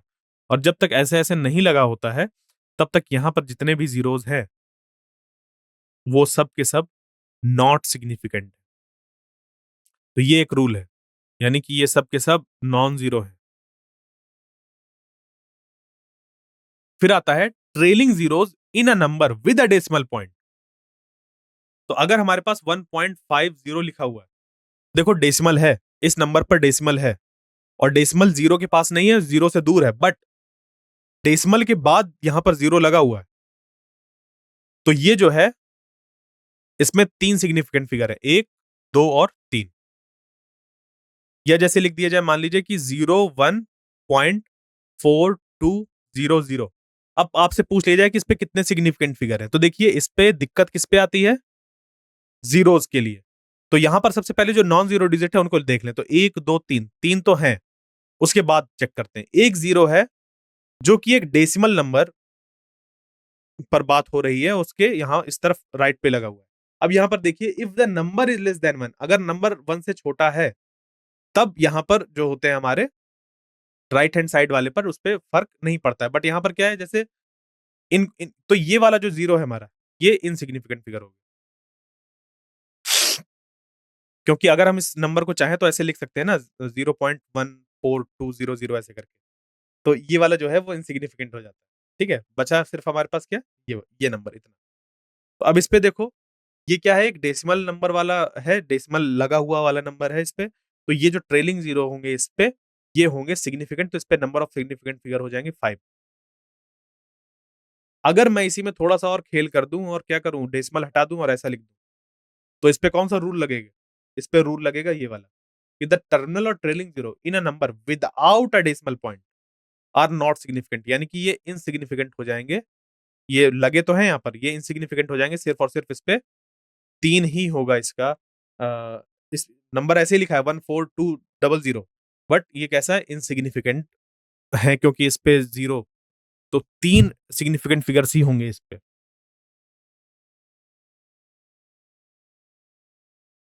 अब देखो इस तरीके से लिखने में बड़ी कंफ्यूजन होती है, तो इसके लिए क्या किया कि जैसे एसआई यूनिट्स इंट्रोड्यूस कर दी गई थी कि किसी का हाथ छोटा है किसी का बड़ा है, तो इसके लिए एक साइंटिफिक नोटेशन बनाया गया है कि हम किस तरीके से नंबर्स को लिख सकते हैं ताकि कभी साइंटिफिक नोटेशन में दिक्कत ना आए। तो in scientific notation every number is expressed as a into 10 to the power b, where a is a number between 1 से 10 के बीच में कोई भी एक नंबर हो सकता है, यानी कि 1 या 2.3 या 2.0400, ऐसा भी नंबर हो सकता है। देखो इसमें कितने सिग्निफिकेंट फिगर है, 1 2 3 4 5, 5 सिग्निफिकेंट फिगर है, क्योंकि डेसिमल नंबर में ट्रेलिंग जीरोस लगे हुए हैं, इनका अपना महत्व है। तो ये सारे रूल्स को यूज करते हुए यहाँ पर हम साइंटिफिक नोटेशन पर लिखते हैं। तो जैसे अगर मान लीजिए ये लिखा हुआ है, तो 4.700 मीटर्स पर, सेंटीमीटर्स पर अगर लिखना चाहें तो इसको लिख सकते हैं 4.700 इंटू 10 power 2 सेंटीमीटर। तो सारा खेल इधर खेला जा रहा है, ये अपना चुपचाप वैसे ही लिखा हुआ है। इसी को लिखा जा सकता है 4.700 इंटू 10 power 3 मिलीमीटर। फिर इसी को ही लिखा जा सकता है 4.700 इंटू 10 power -3 किलोमीटर। तो इस पे सिग्निफिकेंट फिगर 4 है, 1 2 3 4, इन रूल्स के अकॉर्डिंग इस पे हमने सिग्निफिकेंट 4 फिगर्स रखे। इसका मीनिंग क्या है 4 सिग्निफिकेंट फिगर होने का? 4 सिग्निफिकेंट फिगर होने का मतलब ये है कि यहां तक तो आप एकदम डेफिनेट है, यहां तक आपने जो मेजरमेंट किया एकदम डेफिनेट है। ये जो आखिरी वाली हमारी मतलब आखिरी वाला न्यूमरल है, इसमें हो सकता है कि ये 1 भी हो सकता है, या मतलब एक इससे ज्यादा हो सकता है या एक इससे कम हो सकता है। यानी कि ये नंबर 4.701 भी हो, एक्चुअल में हो सकता था, या 4.699 भी हो सकता था, ये है इसका मतलब। ठीक है, जो सबसे आखिरी वाला है, तो यही लिखा होता है ना कि सिग्निफिकेंट फिगर्स पे अ, जो भी हम मेजरमेंट करते हैं उसमें वो सारी डिजिट इंक्लूड करते हैं जिनको कि हम एकदम रिलायबली मेजर कर सकें, plus the first digit that is uncertain. तो इसमें इधर वाली एकदम सर्टेनिटी के साथ हम लोग मेजर कर रहे हैं, बट इधर वाली जो है उस पे अनसर्टेन है कि या तो देखो यार एक ज्यादा हो सकता है, ये एक तो कम हो सकता है। इसी वजह से 4.700 लिखा जा रहा है इसको। तो इस पे सिग्निफिकेंट फिगर 4 है, और ये एक स्टैंडर्ड नोटेशन है। इस पे जो बी होता है, यानी कि 10 की पावर, उसको बोलते हैं ऑर्डर ऑफ मैग्नीट्यूड। क्या बोला जाता है? Order of magnitude. तो ऑर्डर ऑफ मैग्नीट्यूड हम लोग जब इसको स्टैंडर्ड यूनिट होती है उस पे करके निकालते हैं। जैसे कि इस पे अगर ऑर्डर ऑफ मैग्नीट्यूड अगर आपसे पूछा जाए, तो इसका ऑर्डर ऑफ मैग्नीट्यूड है 4.700 इंटू 10 power 1, यानी कि 1 है इसका ऑर्डर। क्यों ऐसा बोल रहा हूं मैं? क्योंकि ये है ऐसा यूनिट। बाकी जगह पर अगर आप देखें तो ये मल्टीप्लायर है, ये सी मल्टीप्लायर लगा हुआ है, तो इसको इसको सॉल्व करके फिर जो बनेगा यहाँ पर 10 पावर वो कहलाएगा ऑर्डर। इस तरीके से इसको सॉल्व करने पर ये भी वन वन ही आ रहा है, 10 power -3 इंटू 10 power 3, 10 power 1 ही आ रहा है। इस तरीके से 10 power 3 और मिलीमीटर, यानी कि 10 power 3 इंटू 10 power -3, इनको मल्टीप्लाई करके 10 power 1 ही आ रहा है।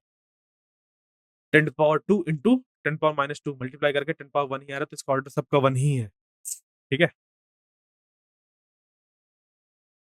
तो the power of 10 is irrelevant to the determination of significant figures. All zeros appearing the base number in the scientific notation are significant. जितने भी देखो अब जितने भी यहाँ पर हमारे जीरो अपीयर होते हैं, सभी रूल्स को इस्तेमाल करते हुए इनको लिखा जाता है इस ए को, तो वो सब हमारे साइंटिफिक नोटेशन पे जो भी लिखते हैं वो सब कैसे हो जाते हैं, हमारे सिग्निफिकेंट हो जाते हैं।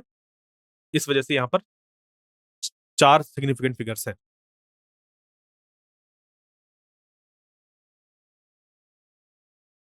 For a number greater than 1 without decimal trailing zeros are not significant. याद रखिएगा कि अगर यहाँ पर जैसे कि ये नंबर लिखा हुआ है, इसी को अगर ऐसे लिख दिया जाते 4700 इंटू 10 पावर 3, तो पहली बात तो ये जो नोटेशन है वो गलत है।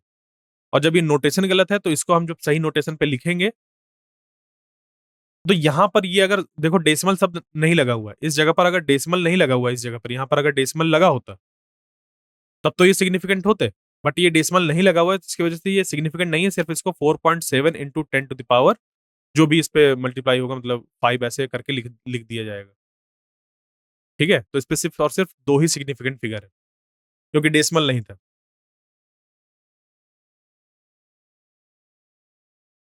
For a number with a decimal the trailing zeros are significant. इन्हीं इन्हीं रूल से ही ये चीज निकल कर आ रही है। अब है rules for arithmetic operations with significant figures. तो अगर हम लोग के पास सिग्निफिकेंट फिगर्स पे दो न्यूमरल वैल्यू है, उनको हमने जोड़ा, जोड़ने के बाद फिर कितनी सिग्निफिकेंट फिगर्स को हमें रखना है, कितना नहीं रखना है, इसके लिए देखिए फिर से 2 तरीके से हमारे पास रूल है। एक तो प्लस माइनस के लिए और दूसरा मल्टीप्लिकेशन डिवीजन के लिए। तो in multiplication or division the final result should retain as many significant figures as there in the original number with the least significant figure। यानी कि अगर हम इस तरीके से मान लीजिए कि 2 नंबर्स हैं अगर हमारे पास और उनका हम मल्टीप्लाई कर रहे हैं, उनमें से सिर्फ एक नंबर के पास 2 सिग्निफिकेंट फिगर्स हैं, तो फाइनल रिजल्ट पर 2 सिग्निफिकेंट फिगर्स ही होने चाहिए क्योंकि हम दोनों को मल्टीप्लाई करा रहे थे। अब एग्जांपल समझ पे आ जाएगा।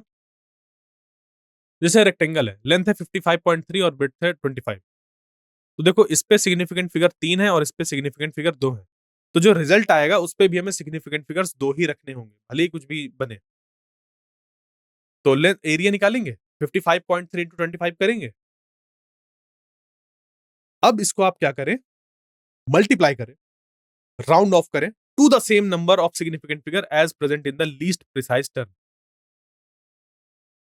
तो यहां पर इसका 55.3 इंटू 25 करने पर ये जो नंबर निकल कर आएगा वो कितना हो जाएगा, 55.3 इंटू 25,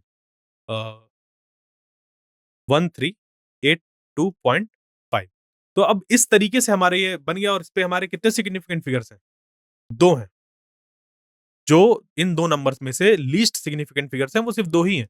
तो हमें इस नंबर को 2 सिग्निफिकेंट फिगर्स पे कन्वर्ट करना पड़ेगा। तो 1382.5 लिखा हुआ है, इसको 2 सिग्निफिकेंट फिगर कैसे करेंगे, राउंड ऑफ करेंगे। यानी कि ये 2 सिग्निफिकेंट फिगर सिर्फ बचेंगे तो हमें इन इन सबको ड्रॉप करना है। अब इस ड्रॉप के खेल को हम बोलते हैं राउंडिंग ऑफ। तो राउंडिंग ऑफ के अब रूल्स समझेंगे हम लोग, बट अभी के लिए थोड़ा ये जान लीजिए कि हमें 2 सिग्निफिकेंट फिगर्स बचाने थे। क्यों? क्योंकि मल्टीप्लिकेशन वाला हम कर रहे थे यहाँ पर। 55.3 और 25 को हमने मल्टीप्लाई कराया है, जो कि 1382.5 निकल कर आया है। अब इसमें से कितने हम लोग सिग्निफिकेंट फिगर बचाएँगे, वो हो जाएगा जितना हमारे पास लीस्ट सिग्निफिकेंट फिगर्स वाला नंबर था मल्टीप्लाई होते वक़्त, जो उनके कंपोनेंट थे। तो उसपे से जो सबसे कम वाला था, कितना था? 2। तो इस पे इस पूरे में हमें 2 बचाना है, यानी कि इनको बचाना है। तो इनको जब बचाना है तो इनको सिंपली ड्रॉप नहीं कर देंगे, राउंड ऑफ करेंगे। राउंड ऑफ वाला जब हमारा रूल लगेगा तो वो ये कहता है कि इस नंबर के जस्ट बाद वाला जो नंबर है आप उसको देखिए। यानी कि इनको बचाना है, तो यहां से ड्रॉप करना है। तो इस नंबर को देखिए, अगर ये नंबर 5 से बड़ा है, तो ये वाला जो नंबर है, ये +1 हो जाएगा और ये ड्रॉप हो जाएगा। यानी कि ये बन जाएगा 14। अगर यही नंबर कुछ ऐसा होता 13 अ, 3 2.5 ऐसा कुछ होता और इसमें अगर हमें करना होता तो ये नंबर क्योंकि 5 से छोटा है तो इस पे कुछ नहीं ऐड करना होता और ये सिंपली ड्रॉप हो जाता है, नंबर बचता सिर्फ 13। दिक्कत तो तब आती है जब ये 5 के बराबर होता है, जैसे 5 2.5 ऐसे कुछ आता है।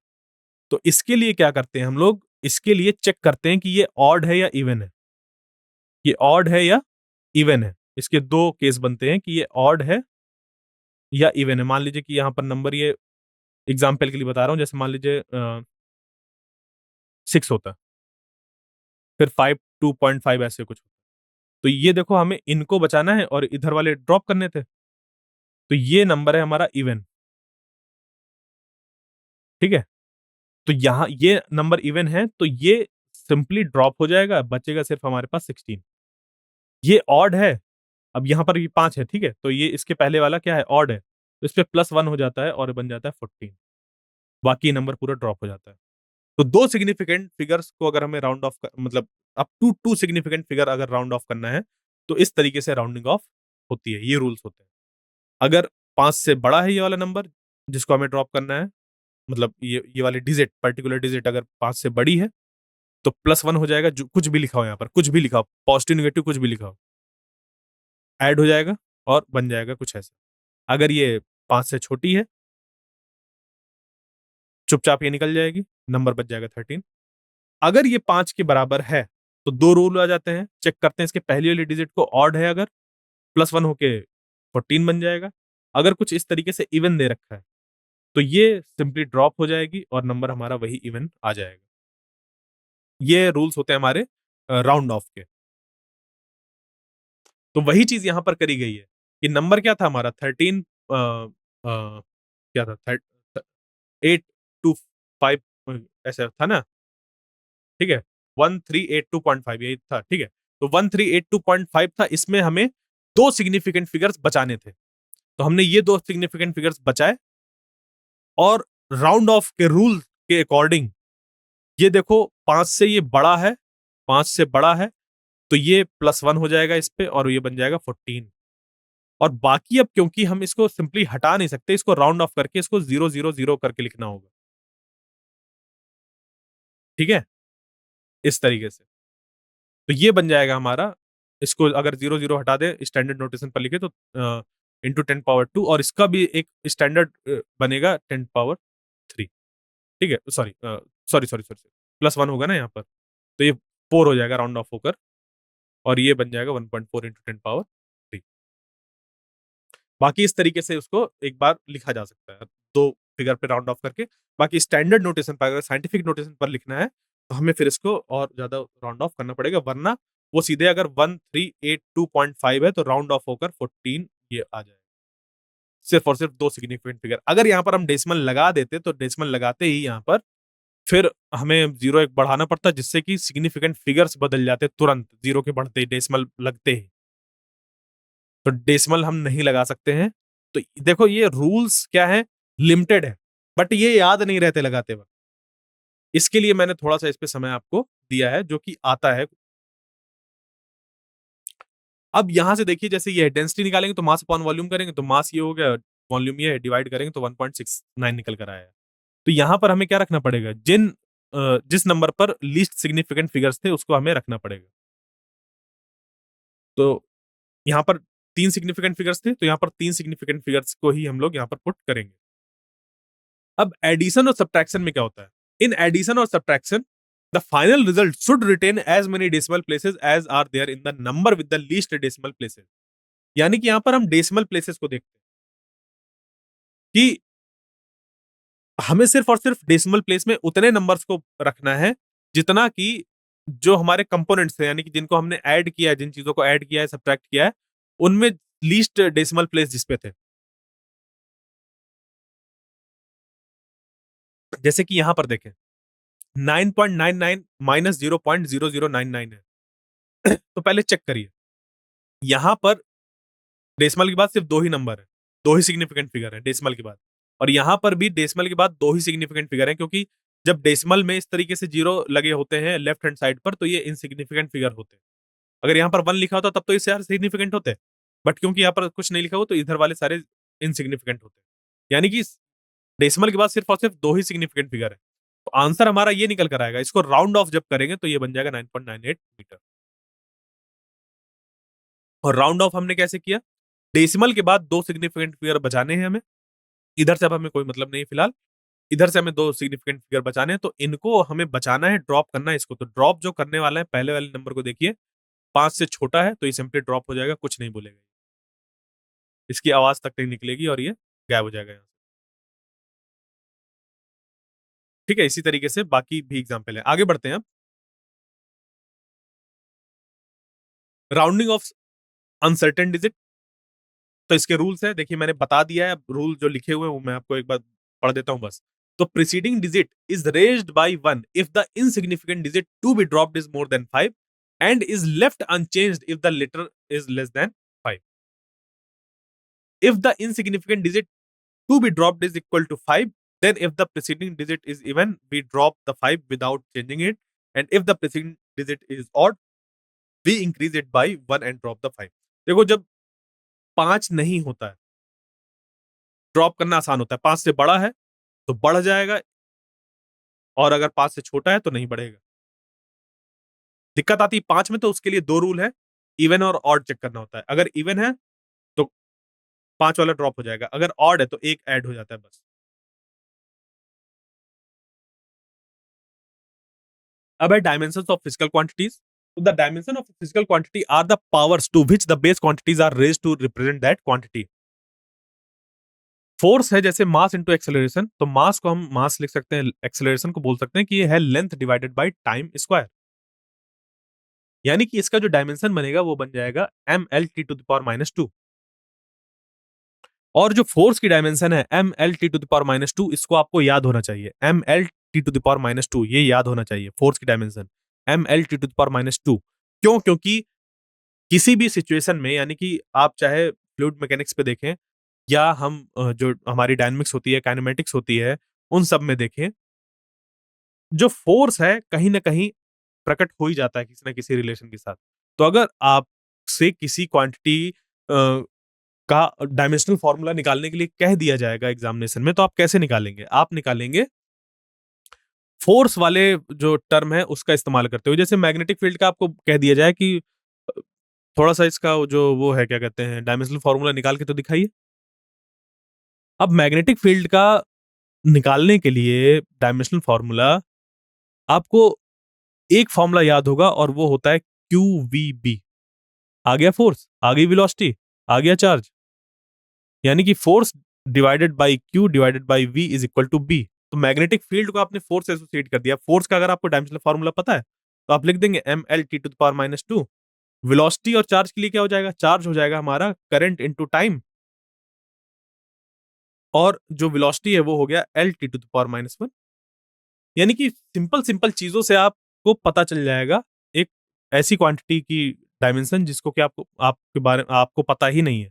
अगर फोर्स आपको पता है, उसकी डायमेंशन याद है, तो काम काफी आसान हो जाता है।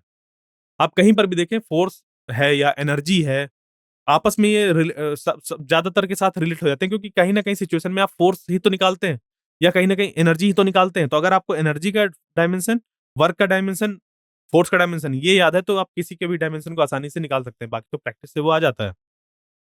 मैं आपको तरीका बता रहा हूँ कि अगर कोई एक नई क्वांटिटी आ जाती है, अगर आपको भूल गया है कैसे निकालना है, तो इस तरीके से आप फाइंड करते हैं।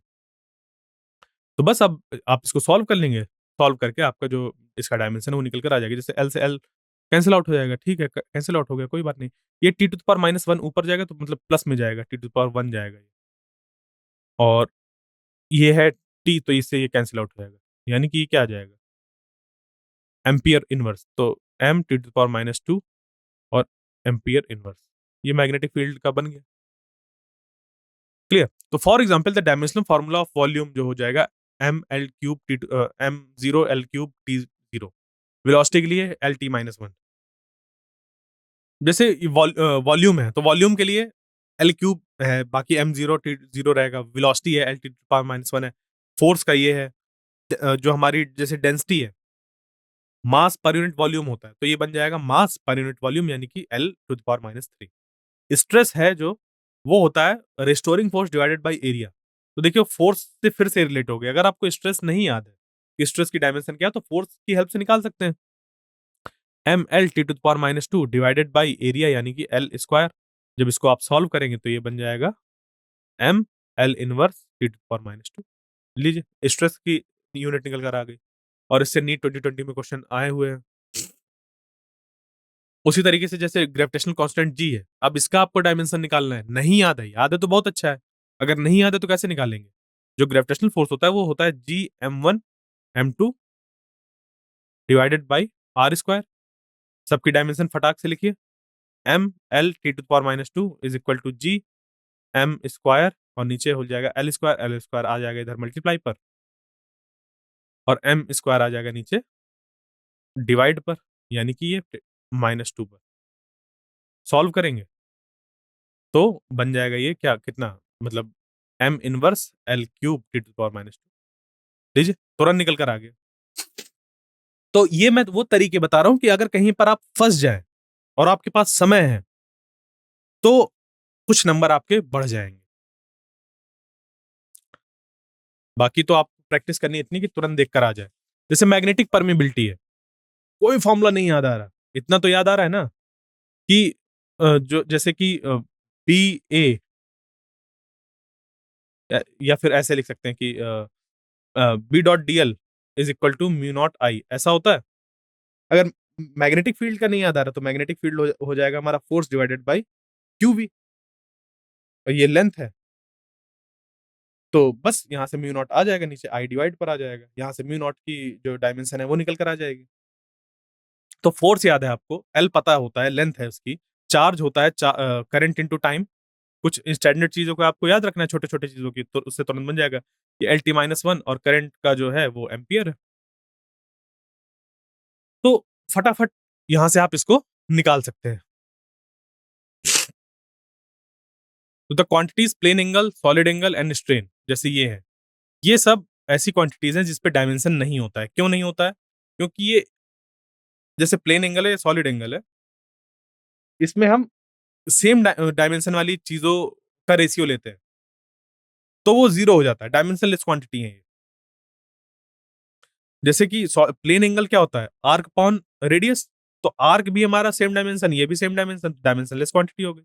सॉलिड एंगल, यहां पर हम लोग एरिया कंसीडर करते हैं, और आर स्क्वायर इधर वाला कंसीडर करते हैं, आर और आर, आर स्क्वायर कंसीडर करते हैं, तो area divided by R square करते हैं, तो फिर से वही मतलब एल, ऊपर भी डायमेंशन एल स्क्वायर, नीचे भी एल स्क्वायर, जीरो, l⁻0 हो गई, डायमेंशनलेस क्वांटिटी हो गई। इस तरीके से स्ट्रेन में डेल्टा एक्स बाई एक्स, ऊपर भी लेंथ है नीचे भी लेंथ है, कैंसिल आउट हो गई, तो ये सारी डायमेंशनलेस क्वांटिटी है। डायमेंशनलेस क्वांटिटी कैसे निकालनी है, समझ पे आ गई बात? Only those physical quantities can be added और subtracted which have the same dimensions, और ये निकल कर आता है हमारा डायमेंशनल एनालिसिस का एप्लीकेशन, ये एक तरीके से कि सिर्फ वही फिजिकल क्वांटिटीज ऐड हो सकती हैं या सब्ट्रैक्ट हो सकती हैं जिनके डायमेंशन सेम हो। जैसे कि इस इक्वेशन पर आप देखिए, x is equal to X naught plus V naught T plus half A T square, इसमें इसका डायमेंशन लेंथ है, इसका भी डायमेंशन लेंथ है, और इसका भी डायमेंशन लेंथ ही है, और इसका भी डायमेंशन लेंथ है। देखने में भले ही लग रहा है कि एक्सेलरेशन है टी स्क्वायर है, ये वी नॉट है, टी है, तो वी नॉट टी का मल्टीप्लाई होकर लेंथ ही तो बनेगा, और ए और टी स्क्वायर का मल्टीप्लाई होकर लेंथ ही तो बनेगा। तो डायमेंशन ऑफ ईच टर्म में बी रिटन एज, जैसे कि इसकी सबकी डायमेंशन निकालें, एक्स की एल हो गई, एक्स नॉट की एल हो गई, वी नॉट टी की एल T-1 और इंटू टी यानी कि एल हो गई। हाफ ए टी स्क्वायर में देखो, जो हाफ है ये एक कांस्टेंट है, कांस्टेंट का डायमेंशन और यूनिट नहीं होता है। एक किसी गिवन कांस्टेंट का ना तो डायमेंशन होता है, ना तो यूनिट होता है, ना तो उसमें अनसर्टेनिटी होती है कांस्टेंट वैल्यू की। तो ये हो गया यहाँ पर ए टी स्क्वायर, यानी कैलकुलेशन में उनमें डायमेंशन, सिग्निफिकेंट फिगर, ये सब नहीं देखते हैं, क्योंकि यहाँ पूरा जो है वो है यूनिट एंड मेजरमेंट, मेजरमेंट में जो चीजें आ रही हैं उसमें ही सारी चीजें हम लोग पढ़ रहे हैं। 1/2 इसका मेजरमेंट थोड़ी ना, ये तो कांस्टेंट वैल्यू है वहां पर उस फॉर्मूले में, तो इस पे कुछ नहीं होता। तो ए का हो गया LT-2, और ये हो गया टी स्क्वायर, तो बस एल निकल कर आ गया। तो इस तरीके से ये वाली जो इक्वेशन है हमारी, उसको हम बोलेंगे कि डायमेंशनली करेक्ट है, और ये देखो नीट 2024 में आया। Conversion of one system of unit into another, ये इंपॉर्टेंट है कि अगर हम चाहते हैं कि किसी एक सिस्टम ऑफ यूनिट से दूसरे में कन्वर्ट कर दें हम, तो let the numerical values are n1 and n2 of a given quantity q। एक क्वांटिटी है, क्वांटिटी यानी कि मान लीजिए कि एक रॉड है, उस रॉड की लेंथ l है, लेंथ है कुछ, उसी लेंथ को यहाँ q बोल दिया गया। तो सोचिए जरा कि आप इस रॉड को अपने हाथों की हेल्प से मेजर करें या मीटर स्केल से मेजर करें या सेंटीमीटर स्केल से मेजर करें, इसकी लेंथ चेंज हो जाएगी क्या? नहीं होगी, नहीं होगी ना। ऐसा नहीं होता ना कि आप अगर एक अ, मतलब जैसे मान लीजिए आलू है, आलू मेजर कर रहे हैं और आलू 1 किलोग्राम लेकर आए हैं, किलोग्राम के टर्म्स पर।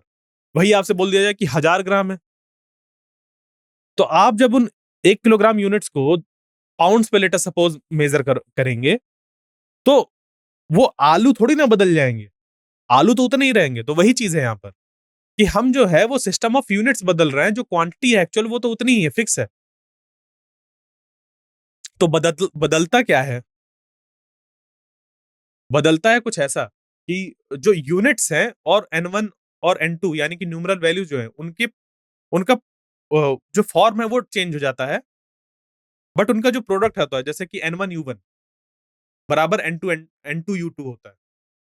क्योंकि N1U1 U1 क्या यूनिट है, जैसे कि लिखा हो 2 किलोग्राम और इसी को लिख दिया जाए 2000 ग्राम। देखो ये ग्राम यूनिट है, इधर ये किलोग्राम यूनिट। यहाँ पर ये N1 है, ये N2 है, ये U1 है और ये U2 है। तो दोनों का मल्टीप्लाई जब हम कर रहे हैं N1 U1 का और N2 U2 का, तो वो सेम क्वांटिटी को ही रिप्रेजेंट कर रहा है। ये 2 किलो आलू को ही रिप्रेजेंट कर रहा है या 2 किलो पाव भाजी रखी है लेट अस सपोज, ढोकला रखे हैं 2 किलो। तो वो सब क्या है? वो तो उतना ही रहेगा ना कि मेज़र करते-करते गायब हो जाएगा। हाँ? कि 2 किलो ढोकला मेज़र करते-करते ढोकला आधा किलो बचा। ऐसा होता है क्या? मेज़र करते-करते यूनिट चेंज करने से थोड़ी ना गड़बड़ हो जाएगा कि लाओ एक बार मैं तौल देता हूँ, एक बार आप तौल लें और 2 किलो ढोकला गायब। ऐसा नहीं है होगा ना। तो जो क्वांटिटी है वो फिक्स रहेगी। यूनिट चेंज हो सकती है, उसकी जो न्यूमेरल वैल्यू साथ में है वो चेंज हो सकती है। और उसी से ही हमारे पास ये निकल कर आता है, कभी भी यूनिट कन्वर्जन के लिए आता है तो ये चीज़ कांस्टेंट होती है, NU is equal to constant. तो ये बन जाएगा अ, N2U2 बराबर N1U1, जिससे कि एन ये फॉर्मूला इंपॉर्टेंट है। तो ये हम लोग डायमेंशनल एनालिसिस का यूज़ करके इस चीज़ को इस निकालते हैं फॉर्मूले को कि अगर हमें न्यूमेरल वैल्यू निकालनी है, जो यूनिट कन्वर्जन के बाद हम बात कर रहे हैं, ये निकल कर आएगा M1/M2 पावर A, L1/L2 की पावर B और T1/T2 power C into N1 करके। ये देखिए एग्जांपल, लेट अस सपोज एक मटेरियल है, उसकी डेंसिटी को हमने अब एक मटेरियल है, उसकी डेंसिटी की बात हो रही है। सीजीएस सिस्टम पर मेजर किया और वो निकल कर आया 4 ग्राम पर सेंटीमीटर क्यूब। तो अगर कोई पूछ ले कि इसको हम चाहते हैं कि दूसरे यूनिट पर निकालना, तो कितनी निकल कर आएगी डेंसिटी? मतलब एक ऐसी हम सिस्टम ऑफ यूनिट चाहते हैं, जिसमें कि जो एक यूनिट हो लेंथ की वो 10 सेंटीमीटर के बराबर हो। यानी कि 10 सेंटीमीटर का टुकड़ा 1 गिना जाए। मतलब 10 सेंटीमीटर को 1 यूनिट कंसीडर कर रहे हैं और उसी तरीके से 100 ग्राम को हम 1 यूनिट कंसीडर कर रहे हैं। तो इस सिस्टम ऑफ यूनिट में जो डेंसिटी होगी वो कितनी होगी? तो इसको कैसे करते हैं? इसके लिए हम लोग बनाते हैं कुछ ऐसा कि जो डेंसिटी होगी, यानी कि N2 ये जो वैल्यू निकल कर आएगी वो बराबर हो जाएगी। देखो अभी कितनी दे रखी है? 4 ग्राम पर सेंटीमीटर क्यूब। तो इसको हमें बनाना है कि जो लेंथ है हमारी वो 10-10 सेंटीमीटर की है। यही दे रखा है। तो हम क्या करेंगे, इसको ऐसे ही लिख देंगे, 4 बाहर कर दें और जो यूनिट है वो हमें 100-100 ग्राम की बनानी है। तो हमने 100 का मल्टीप्लाई किया, तो 100 का डिवाइड भी कर दें, जी के साथ कोई फ़र्क पड़ेगा, नहीं पड़ेगा। देखो 4 और जी हमेशा मल्टीप्लाई में ऐसे लिखे होते हैं, यानी कि जब भी यूनिट और चीज़ें लिखी होती हैं, वो मल्टीप्लाई पे लिखे होते हैं। और सेंटीमीटर क्यूब है, तो सेंटीमीटर और उसका क्यूब। तो सेंटीमीटर को हमें बनाना है 10 सेंटीमीटर की यूनिट पर। यानी कि यहाँ पर हमें करना पड़ेगा 10 का मल्टीप्लाई। तो अगर 10 का मल्टीप्लाई करेंगे तो हमें 10 का डिवाइड भी करना पड़ेगा ताकि वैल्यू चेंज ना हो। वैल्यू क्योंकि चेंज नहीं होनी चाहिए। तो हमने ऐसा कर दिया। अब जब एक बार ऐसा कर दिया, तो 100 ग्राम को 1 यूनिट बोल रहे हैं हम लोग। 100 ग्राम को क्या बोल रहे हैं? 1 यूनिट, तो इसको रख लेंगे बाहर। तो ये बन जाएगा 4 डिवाइडेड बाय 100 इंटू 100 ग्राम, ये हमारी एक यूनिट हो गई। इसी तरीके से नीचे जो है वो हमारी जैसे 10 सेंटीमीटर था तो 1/10 जो है और उसका क्यूब 1/10 और उसका क्यूब। ये आ गया मल्टीप्लाई से बाहर, मतलब इस तरह, और इस तरफ बच जाएगा 10 सेंटीमीटर का क्यूब। तो देखो ये हमारी यूनिट, इसको हम कंसीडर कर लेंगे, ये यूनिट है, ये यूनिट है, इस यूनिट पर निकल कर आया वैल्यू। जब इसको सॉल्व करेंगे तो क्या बन जाएगा, ये बन जाएगा 4 डिवाइडेड बाई 100 और डिवाइडेड बाई 1 डिवाइडेड बाई 1000। 1000 चले जाएगा ऊपर, यानी कि 4 डिवाइडेड बाई 100 इंटू 1000 इंटू 100 ग्राम की एक unit divided by 10 centimetre cube का एक वो बन जाएगा। तो ये सॉल्व होकर आ जाएगा 40, यानी कि 40 यूनिट्स। 40 यूनिट्स, 40 इसका आंसर होगा।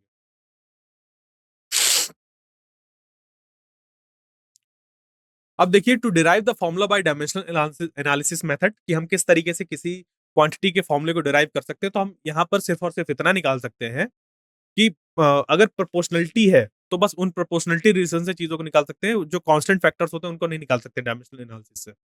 तो let us a physical quantity x depends on the another quantities p, q and r, then x is proportional to p to the power a, q to the power b, r to the power c, x is equal to k, p to the power a, q to the power b or r to the power c.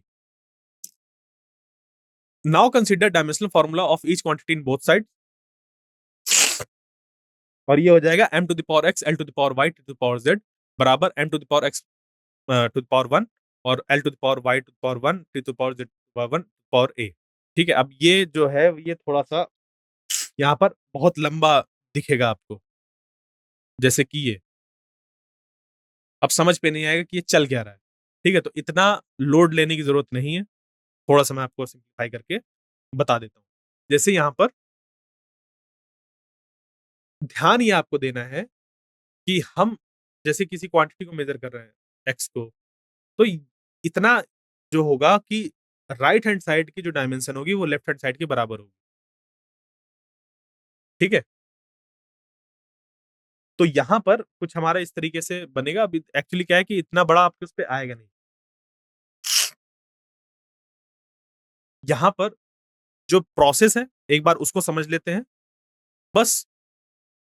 Okay, घबराना नहीं है कि ये कितना क्या लिखा हुआ है इतना ढेर। इतना है ये कि अगर कोई एक क्वांटिटी एक्स डिपेंड कर रही है पी, क्यू और आर पर, तो हम कुछ इसको ऐसा लिख सकते हैं कि प्रोपोर्शनलिटी साइन हटाकर इक्वल टू कांस्टेंट के। अब यहां से now consider dimensional formula for each quantity in both side. अब दोनों तरफ जो है हमारे, जो उनका खुद का डायमेंशनल फार्मूला है उनको हम रखें। जैसे पी मान लीजिए फोर्स होता है, तो फोर्स के डायमेंशन को लिख दिया हमने। उसी तरीके से क्यू है, उसके डायमेंशन को लिख दिया, आर है उसके डायमेंशन को लिख दिया, और उसकी पावर ए बी सी तो पहले से ही लगी हुई। और यहाँ पर जो क्वांटिटी एक्स है उसकी पावर यहाँ पर मतलब उसको हमने लिख दिया m to the power x, l to the power y, to the power z तरीके से कुछ लिख दिया। अब इसी तरीके से आगे हम लोग बढ़े और ये जो पावर है, ये पावर सब में लग जाएगी। तो ये बन जाएगा m to the power a to the power x1, l to the power a y1, t to the power a z1, b सारी पावर के साथ मल्टीप्लाई हो जाएगा, ये बन जाएगा, c सारी पावर के साथ मल्टीप्लाई हो जाएगा और ये बन जाएगा हमारा। इसमें से जो m वाले टर्म्स हैं उनको एक साथ ले आएंगे क्योंकि सबकी सब मल्टीप्लाई पर है। जब इन सबको एक साथ लाएंगे तो m का बेस क्योंकि सेम है, जो पावर्स है वो एड अप हो जाएंगी और वही चीज यहाँ पर लिखी हुई है। इसी तरीके से यहाँ पर जो l है वो सब एक साथ आ जाएंगे और ये बन जाएगा इधर, और m जो t है वो एक साथ आ जाएंगे और ये बन जाएगा ऐसा। अब यहाँ से डायमेंशनल जो हमारा मतलब होमोजेनिटी ऑफ डायमेंशंस है उसके अकॉर्डिंग ये होता है कि लेफ्ट हैंड साइड पर जो डायमेंशन है वो बराबर होनी चाहिए राइट हैंड साइड के। तो m की पावर जो है वो बराबर होनी चाहिए इसके पावर के, l की जो पावर है वो बराबर बराबर होनी चाहिए लेफ्ट वाले l की पावर की, और t की जो पावर है वो राइट वाले t की पावर के बराबर होनी चाहिए। तो इनकी पावर को हम बराबर कर देंगे, यानी कि ax1 plus bx2 plus cx3 बराबर x, y के लिए और z के लिए। इन सभी इक्वेशन को अगर हम लोग सॉल्व करेंगे तो मान लीजिए कि a, b और c की वैल्यू अगर m n o निकल कर आई, ये कांस्टेंट निकल कर आई कुछ, तो ये जो हमने यहाँ पर कंसीडर किया था इस पे हम इनकी वैल्यूज को पुट कर देंगे, यानी कि ये बन जाएगा x to the power p to the power m, q to the power n और r to the power o। यानी कि यहाँ पर जो हमने वैल्यूज निकाली a, b और c की वो हमने पुट कर दी इस जगह। तो डायमेंशनल फॉर्मूला ऑफ एनर्जी जो होता है, अगर मान लीजिए हम फोर्स, एक्सेलरेशन और टाइम के टर्म्स पर निकालना चाहें, ठीक है? डायमेंशनल फॉर्मूला अगर एनर्जी का हम निकालना चाहें फोर्स, एरिया और टाइम के स्क्वायर के टर्म्स पर, तो कैसे? सॉरी, एरिया नहीं है, एक्सेलरेशन, ठीक है? एक्सेलरेशन है। तो फोर्स, एक्सेलरेशन और टाइम के टर्म्स पर हम लोग निकालना चाहें तो इतना निकल कर आएगा। कैसे? हम लोग जानते हैं डायमेंशनल फॉर्मूला जो एनर्जी का होता है वो होता है ml square T to the power minus 2, ये होता है। तो इतना ही बन जाना चाहिए इस तरफ भी। तो फोर्स की पावर अगर हम लोग ऐसे मतलब पावर 1 है यहाँ पर, तो ml T to the power minus 1 लिख रहे हैं, ठीक है? Sorry, ml T to the power minus 2 लिख रहे हैं, और जो एक्सेलरेशन है वो हो जाएगा l T to the power minus 2, और जो टाइम है उसका यहाँ पर स्क्वायर आ जाएगा। तो देखिए ये इससे कैंसल आउट हो जाएगा, l इसके साथ मल्टीप्लाई हो जाएगा, तो ये बन जाएगा ml square T to the power minus 2, जो कि एनर्जी की डायमेंशन के बराबर है, हो गई। तो डायमेंशनल फॉर्मूला ऑफ एनर्जी ये हो सकता है। साथ में इसके कुछ और कांस्टेंट वगैरह आएँगे, वो चीज़ अलग है। अब देखिए ध्यान दीजिए, जैसे कि हमारे चैट सेक्शन पर डीपीपी और पीवाईक्यूज़ के लिंक हैं, तो यहाँ पर आप जाकर अपने जो इस टॉपिक से रिलेटेड डीपीपी है और पीवाईक्यू है, उनको सॉल्व कर सकते हैं। इसको बताया भी था हमने शुरुआत में, और जो इसकी पिछली क्लास थी उसपे भी जो फैकल्टी थी उन्होंने भी बताया था आपको कि किस तरीके से एक्सेस करना है। मैं बता देता हूँ एक बार आपको, जैसे ये है, तो इस पे आपको बाइलिंगुअल वाले सेक्शन पर जाना है, तो आपको यहाँ पर जो ये कोर्स है पूरा ये मिल जाएगा। अब ये रन कर रहा है ऐसे, देखिए 24 मार्च से ये रन कर रहा है पूरा कोर्स, और आज क्या है? आज डेट है 5 अप्रैल। तो 5 अप्रैल देखिए यूनिट एंड मेजरमेंट। तो इस पे आप डीपीपी थ्योरी जो लेक्चर की थ्योरी है उसको, इसके पीवाईक्यूज और नोट्स, इन सब को एक्सेस कर सकते हैं यहाँ से। क्लियर? तो आपने पढ़ तो लिया, बट पढ़ने के बाद एसेस कैसे करेंगे अपने आप को कि आपने जो पढ़ा है वो एक्चुअल में आप तक फीड हुआ है कि नहीं? देखिए, हमें लगता है कि हमने पढ़ लिया, हमें सब कुछ आ गया। हमें तब तक नहीं आता जब तक हम आउटपुट ना देने लग जाएँ। जब हम आउटपुट देने लगते हैं, तो ही हमें आने लगता है। जैसे कि आपके जैसे आप बोलते हैं, तो बोलते आप तभी हैं जब आप के अंदर कुछ चीज़ जाती है, आप उसको सोचते हैं और वो चीज़ बाहर आती है। वरना जो छोटा बच्चा होता है वो तो हमेशा ही सुनता रहता है चीज़ों को।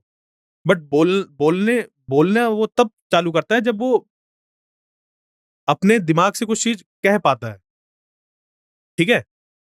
तो इस तरीके से आप जैसे लेक्चर अभी देख रहे हैं, कुछ कर रहे हैं, तो आपको लगता है कि हाँ, मुझे आ रहा है। बट एक्चुअल में आता वो तब है, जब आप खुद से क्वेश्चन को सॉल्व करने लगे, और उसको चेक करने के लिए आपको जो डीपीपीज़ है, पीवाईक्यूज़ हैं, उनको सॉल्व करना ही होगा।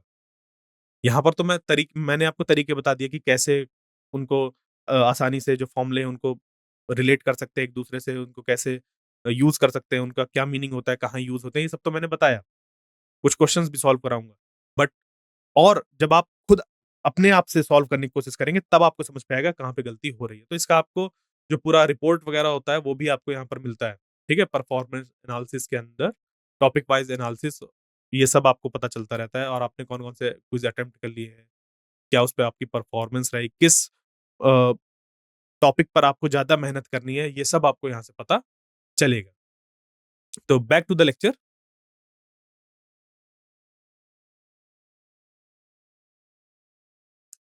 तो डायमेंशन फॉर्मूला जो सरफेस टेंशन का निकल कर आएगा, वो हो जाएगा E V to the power minus 2 T to the power minus 2 in terms of energy, velocity and time. अगर हम एनर्जी, वेलोसिटी और टाइम को फंडामेंटल क्वांटिटीज की तरह ट्रीट करें, तो ये हो जाएगा सरफेस टेंशन का डायमेंशनल फॉर्मूला। अब ये जो डायमेंशनल एनालिसिस है, इसकी कुछ लिमिटेशंस है, यानी कि ऐसा नहीं कि आप कहीं पर भी इसको लगा दें और करेक्ट चीज आपको मिल जाएगी। क्या क्या लिमिटेशन है? While deriving a formula for the proportionality constant cannot be found। जब भी आप फॉर्मूला लगाते हैं, तो वहां पर प्रोपोर्शनलिटी कांस्टेंट एक आती है, तो आप उस प्रोपोर्शनलिटी कांस्टेंट को ऑब्टेन नहीं कर सकते हैं डायमेंशनल एनालिसिस का यूज करके। The formula for a physical quantity depending on more than 3 other physical quantities can not B derived it can be checked only. Clear? क्योंकि उसके बाद फिर बहुत ज्यादा जो हमारा कैलकुलेशन है वो बढ़ जाता है। The equations of the type v is equal to u plus minus at cannot be derived, they can be checked only। इस तरीके के इक्वेशंस हमारी डायमेंशनल फार्मूला से निकलकर नहीं आते हैं, या डायमेंशनल एनालिसिस से ये चीजें निकलकर नहीं आती हैं। इनको सिर्फ चेक किया जा सकता है कि कंसिस्टेंट है कि नहीं। जैसे कि equation containing trigonometrical function sine theta cos theta, या लॉग अर्थमेटिक फंक्शंस जैसे हैं, एक्सपोनेंशियल फंक्शन है, इन सबको नहीं निकाला जा सकता है। क्यों? क्योंकि ई टू द पावर एक्स ये एक नंबर होता है। एक्स जहां पर डायमेंशनलेस चीज होती है, तो ई टू द पावर 2 जैसे निकलकर बन जाएगा, या ई टू द पावर 3 बन जाएगा। तो ये एक नंबर खुद में बन जाता है। तो ये सारे नंबर्स है, जैसे साइन थीटा है वो एक रेशियो है, कॉस थीटा एक रेशियो है। तो ये सब आप जो है वो ऐसे नहीं निकाल सकते हैं डायमेंशनल एनालिसिस का यूज करके, क्योंकि वो डायमेंशनलेस क्वांटिटी है, आपको पता ही नहीं चलेगा कि वो चीज एग्जिस्ट भी कर रही है या नहीं। तो कुछ चीजें हैं जिनको कि आपको याद रखना है, जैसे कि the dimension of physical quantity do not depend on the system of units.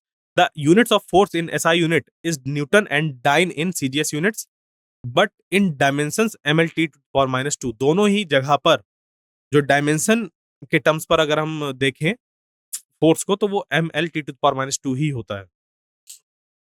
A physical quantity that does not have any unit must be dimensionless, example refractive index. A physical relation involving logarithm, exponential, trigonometric ratios और numerical factors जैसे हैं, इन सबको हम लोग dimensional analysis का use करके find नहीं कर सकते। फिजिकल रिलेशंस इन्वॉल्विंग प्लस और minus sign can not be derived by dimensional analysis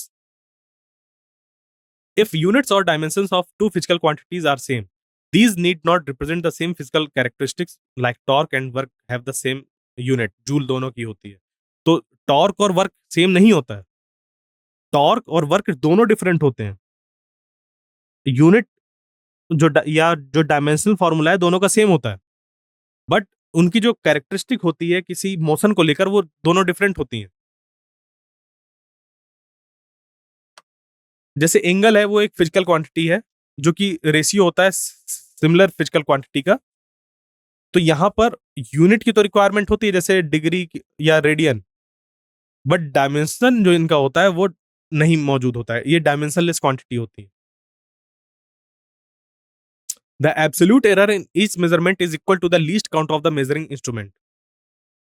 तो जो एब्सोल्यूट एरर होता है, अगर हम किसी इंस्ट्रूमेंट से मेजर कर रहे हैं और आपको पता नहीं चल पा रहा कि उसका एब्सोल्यूट एरर क्या होगा, तो एब्सोल्यूट एरर जो उसका लीस्ट काउंट होता है वही होता है। जैसे कि एक मीटर स्केल है, मीटर स्केल में सबसे छोटी यूनिट जो आप मेजर कर सकते हैं वो 1 mm कर सकते हैं। अब उसको मेजर करते वक्त हो सकता है कि जो वहां पर आपने मेजर किया वो 1 mm बड़ा रहा हो या 1 mm छोटा रहा हो आपके मेजरमेंट से। तो वही हमारी अनसर्टेनिटी हो जाती है कि 1 mm अनसर्टेनिटी है जब हम एक मीटर स्केल का यूज कर रहे हैं, और वही एब्सोल्यूट एरर। तो absolute error in each measurement is equal to the least count of the measuring instrument, यानी कि जैसे कि आपका जो मेजरमेंट है वो कुछ ऐसा लिखा हो, 1.23 मीटर्स लेटर सपोज ऐसे लिखा हुआ है, तो इसमें इसको आपको कुछ ऐसा लिखना चाहिए 1.23 प्लस माइनस प्लस इसको यहाँ पर 0.1 मीटर्स ऐसे करके आपको इस चीज को लिखना चाहिए, क्योंकि अनसर्टेन है ये वाली डिजिट। ये 1.22 भी हो सकती है या 1.24 भी हो सकती है। Significant figures are the number of digits up to which we are sure about their accuracy. Error यानी कि सिग्निफिकेंट फिगर्स हमारी जो एकदम हमने अच्छे तरीके से मेजर कर रखा होता है उसको, और जो एक अनसर्टेन डिजिट होती है उन उन तक को हम सब मिलाकर बोलते हैं सिग्निफिकेंट फिगर्स। अगर कुछ इस तरीके का है तो एरर जो निकल कर आएगा, error in measurement of A, वो हो जाएगा 2 into % error in A, 3 into % error in B, plus % error in C, plus ½ % error in D. ठीक है, तो कभी मान लीजिए कि यही पूरा फॉर्मूला अगर कुछ इस तरीके से दिया होता है, C into A is equal to A square B cube by root D, और आपसे पूछ लिया था कि ए में आपको जो एरर है परसेंटेज एरर वो निकालना है। तो किसी कंफ्यूजन से बचने के लिए, जैसे मैंने इसको एक सिंपल वे में बताया था, बट उसपे क्या होता है कि जब इधर से इधर लाते हैं तो फिर हमें प्लस में ही लाना होता है हमेशा, फिर माइनस पे नहीं ला सकते हैं। तो इसके लिए, उससे बचने के लिए आप क्या करें, जिस क्वांटिटी का आपको परसेंटेज एरर निकालना है उसको एक तरफ रखें, बाकी सबको दूसरी तरफ ले आए पहले ही, और उसके बाद फिर 2 इंटू ये, फिर 3 इंटू बी वाले के लिए, फिर 1 इंटू सी वाले के लिए, और फिर 1/2 इंटू डी वाले के लिए, ऐसे करके सब सम अप हो जाएगा। ठीक है।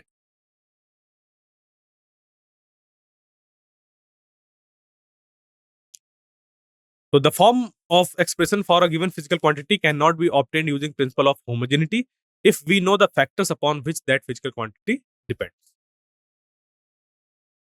अब आइए इसके कुछ प्रॉब्लम्स को हम लोग सॉल्व करते हैं। ये रहा पहला क्वेश्चन आपका।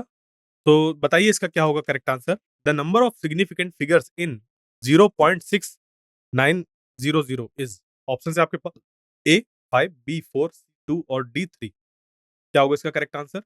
तो वो जो चार हमारे पास रूल्स थे, देखिए दिक्कत हमें हमेशा सिग्निफिकेंट फिगर्स में तब आती है जब जीरो इंक्लूड हो जाते हैं, और जीरो के लिए ही सारे रूल्स हैं कि जीरो किस तरीके के नंबर पे मौजूद है। तो बताइए क्या होगा इसका करेक्ट आंसर। मैं आपको कुछ समय दे रहा हूं इसको सॉल्व करने के लिए।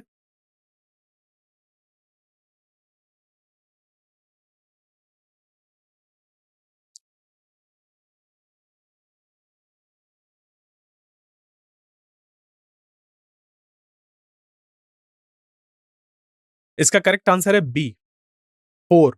कैसे, ध्यान दीजिए, सबसे पहले ये एक डेसिमल वाला नंबर है, और जब भी डेसिमल वाला नंबर होता है तो डेसिमल वाले नंबर के लिए आपके पास दो रूल अप्लाई होने लगते हैं। कौन कौन सा। एक तो डेसिमल वाले नंबर पर सबसे पहले ये जो जीरोस हैं, आपको ये देखना है कि डेसिमल के अगर लेफ्ट में कोई भी हमारा नंबर मौजूद नहीं है नॉन जीरो, तो कोई मौजूद है क्या डेसिमल के लेफ्ट में, नहीं मौजूद ना। तो अब देखिए डेसिमल के राइट में चलना स्टार्ट करिए, आपको क्या मिला, जीरो मिला। उस जीरो के बाद आपको मिला एक सिग्निफिकेंट फिगर, क्योंकि जितने भी नॉन जीरो होते हैं वो सारे सिग्निफिकेंट होते हैं। तो ये एक सिग्निफिकेंट फिगर है, ये वाला नहीं है, क्योंकि इधर वाले जो जीरोस होते हैं उनको हम सिग्निफिकेंट फिगर कंसीडर नहीं करते जब हमारा नंबर डेसिमल नंबर में हो। उसके बाद अब हमें एक नॉन जीरो डिजिट मिली, तो ये सिग्निफिकेंट फिगर है। उसके बाद दूसरा ये सिग्निफिकेंट फिगर हो गया। फिर डेसिमल वाला जो दूसरा रूल है वो ये कहता है कि अगर डेसिमल में नंबर है तो जो नॉन जीरो डिजिट है, जैसे हमारी इधर आखिरी वाली, उसके बाद के अगर जीरो वहां पर मौजूद है, अगर वहां पर जीरो मौजूद है, यानी कि ट्रेलिंग जीरोस जो है वो सारे सिग्निफिकेंट फिगर होते हैं। तो ये भी सिग्निफिकेंट फिगर है और ये भी सिग्निफिकेंट फिगर है, यानी कि इस पे चार सिग्निफिकेंट फिगर्स हैं। तो देखिए इस पे कॉन्सेप्ट 1.8 यूज हो रहा है, और इन जैसे इस पे अगर हम लोग देखें तो ये जो शुरुआत के दो जीरोस हैं 6 के पहले, ये सिग्निफिकेंट नहीं है, जबकि 9 के बाद के दो जीरोस जो है वो सिग्निफिकेंट फिगर्स में है, उन्हीं दो रूल्स के अकॉर्डिंग। तो इस पे नंबर ऑफ सिग्निफिकेंट फिगर्स है 4। 6900 जो है वो है सिर्फ सिग्निफिकेंट। इस क्वेश्चन को बताइए क्या होगा इसका answer. The sum of numbers 436.32, 227.2 and 0.301 in appropriate significant figures is, option है ए 663.821, सी है यहाँ पर 663.8, और बी है सॉरी ये आगे पीछे हो गया, ए बी सी डी होना चाहिए, ये ए सी बी डी है, कोई नहीं। तो ये हो गया 664 और डी हो गया 663.82। क्या होगा इसका करेक्ट आंसर। इनका हमें सबका सब निकालना है। तो जब सम निकालते हैं दो चीजों का याद रखिएगा। सम कर दीजिए, सबसे पहले सम कर दिया, और सम करने के बाद सबसे कम डिजिट, मतलब डेसिमल के बाद सबसे कम डिजिट वाले जो सिग्निफिकेंट फिगर्स वाला जो नंबर है उसको हमें देखना है। यानी कि डेसिमल के बाद जिसमें सबसे कम सिग्निफिकेंट फिगर्स हैं, उतने ही सिग्निफिकेंट फिगर डेसिमल के बाद मौजूद होने चाहिए आंसर पर। तो एक बार ट्राई करें इसको, क्या होगा इसका करेक्ट आंसर।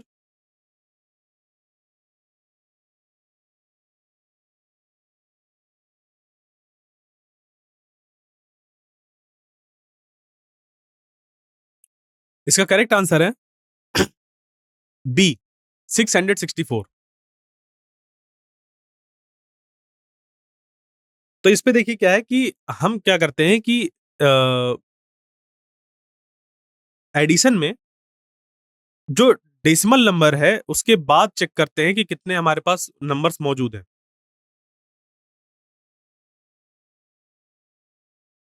ठीक है? इसमें एक्चुअली क्या है कि इसका जो करेक्ट आंसर होगा ना, ये नहीं होगा। यहाँ पर क्या है कि द लीस्ट 227.2 इस पे देखिए 0.2 है। इस पे सिर्फ़ और सिर्फ़ 1 डेसिमल प्लेस में रखा गया है।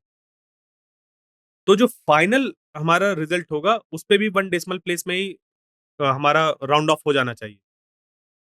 ठीक है? तो इसको जब हम ऐड करेंगे, तो कोई नंबर निकल कर आएगा, जब उसको राउंड ऑफ करेंगे तो 664 बन जाएगा।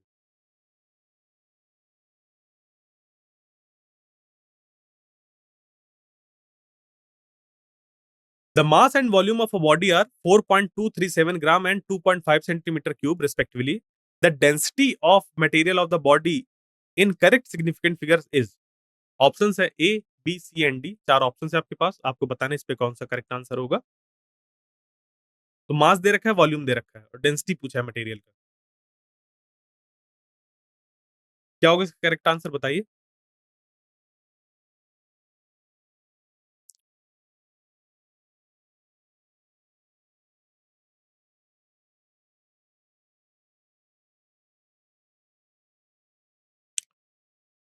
इसका करेक्ट आंसर है सी, 1.7 ग्राम पर सेंटीमीटर क्यूब। बिल्कुल, इसका करेक्ट आंसर है सी। तो देखिए इस पे हो क्या रहा है कि मल्टीप्लिकेशन और डिवीजन में जो हम नंबर्स देखते हैं वो ये देखते हैं कि least number of significant figures होने चाहिए। अब इसके लिए अगर हम यहाँ पर देखें तो सिर्फ और सिर्फ हमारे यहाँ पर 2 सिग्निफिकेंट फिगर्स हैं। तो आंसर पे भी 2 सिग्निफिकेंट फिगर्स ही आने चाहिए। सबसे पहले तो हम इसकी डेंसिटी निकाल लेंगे। तो डेंसिटी कैसे निकल कर आएगी? मास डिवाइडेड बाय वॉल्यूम, यानी कि 4.237 डिवाइडेड बाय 2.5 तो ग्राम पर सेंटीमीटर क्यूब और ये बन जाएगा 1.6948 जो कि बनेगा 1। अब इसको हम लोग को करना पड़ेगा राउंड ऑफ। क्यों करना पड़ेगा? क्यों? क्योंकि जो 2 नंबर्स को हमने डिवाइड किए हैं एक-दूसरे से, मतलब 4.273 डिवाइडेड बाय 2.5 किया है यहाँ पर, तो जो लीस्ट इस पे सिग्निफिकेंट फिगर्स हैं इन दोनों में से, वो है 2.5 पर, सिर्फ और सिर्फ 2 ही हैं। तो आंसर पर भी 2 ही सिग्निफिकेंट फिगर्स हमें रखने होंगे और ये बन जाएगा 1.6948 यानी कि यहाँ से राउंड ऑफ करने पर 1.7 क्योंकि 2 हमें सिग्निफिकेंट फिगर्स रखने हैं फाइनल आंसर।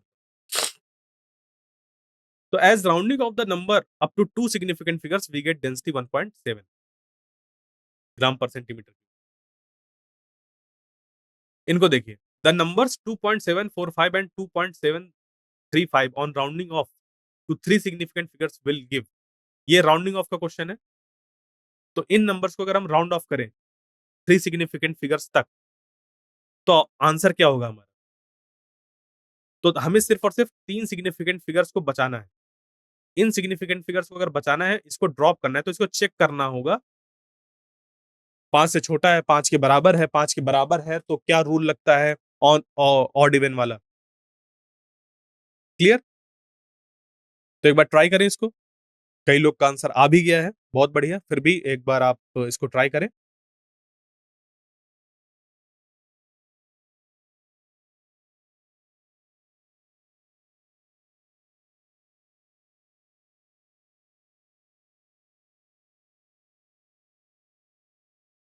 इसका करेक्ट आंसर है डी, 2.74 एंड 2.74।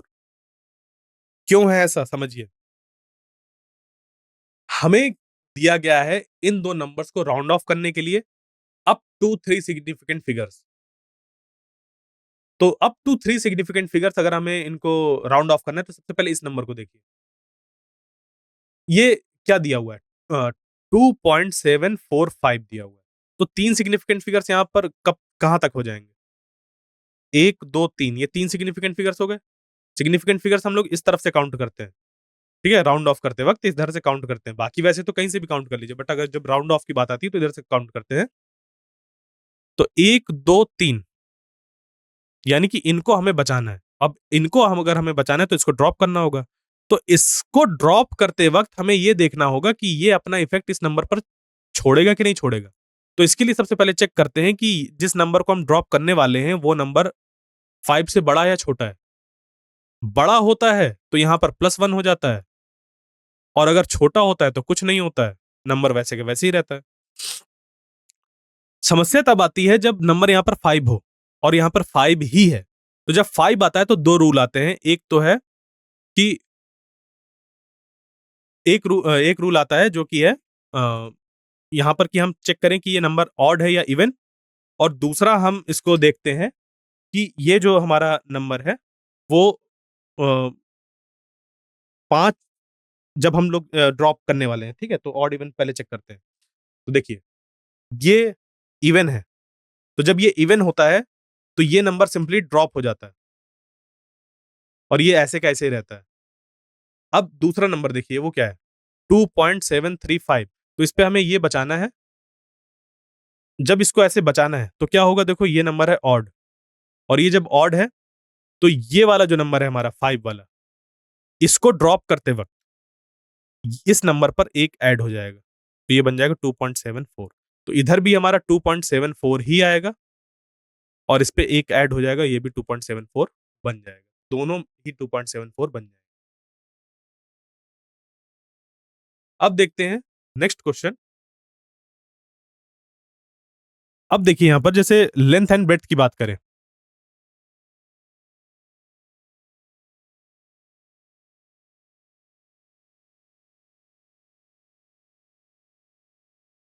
ठीक है? तो अब देखिए इस क्वेश्चन को देखिए। The length and breadth of a rectangular sheet are 16.2 plus minus 0.1 centimetre and 10.1 plus minus 0.1 centimetre respectively. तो the area of the sheet in appropriate significant figures and errors is. क्या होगा इसका करेक्ट आंसर? मैं आपको समय दे रहा हूं, solve करें इसको।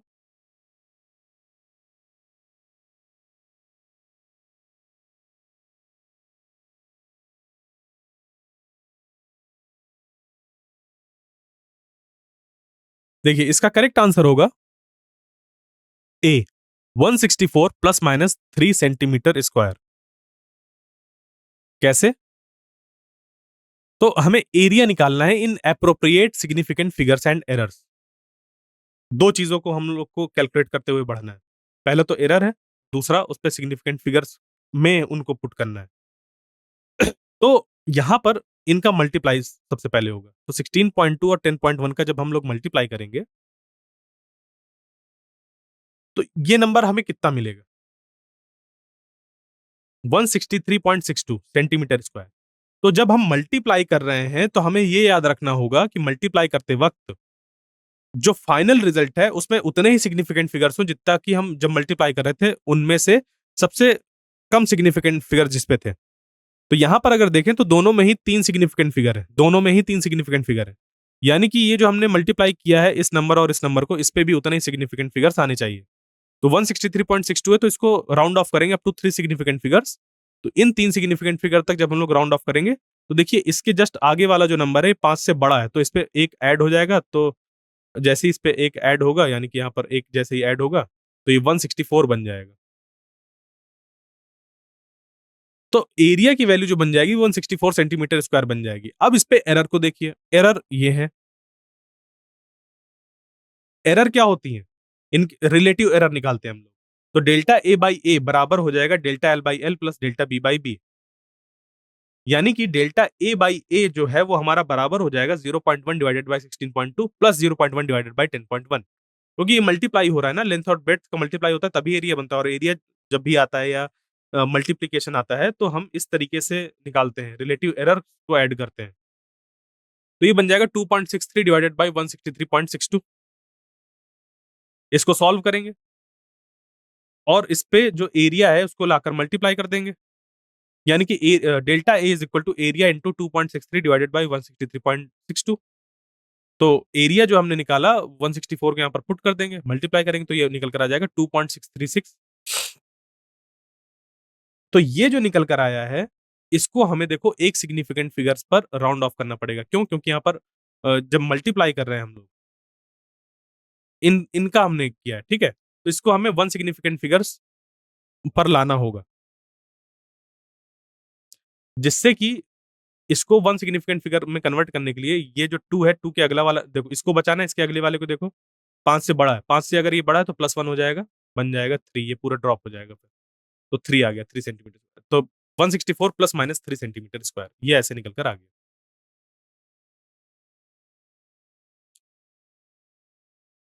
इस क्वेश्चन को देखिए, you measure two quantities as A is equal to this and B is equal to this. We should report correct value for under root AB as.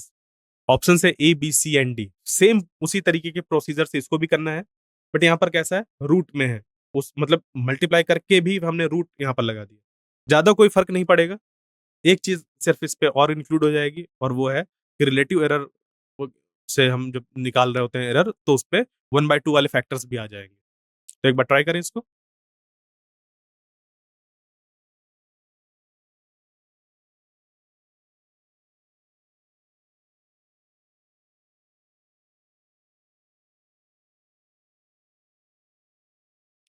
इसका करेक्ट आंसर होगा D, 1.4 metre plus minus 0.2 metre.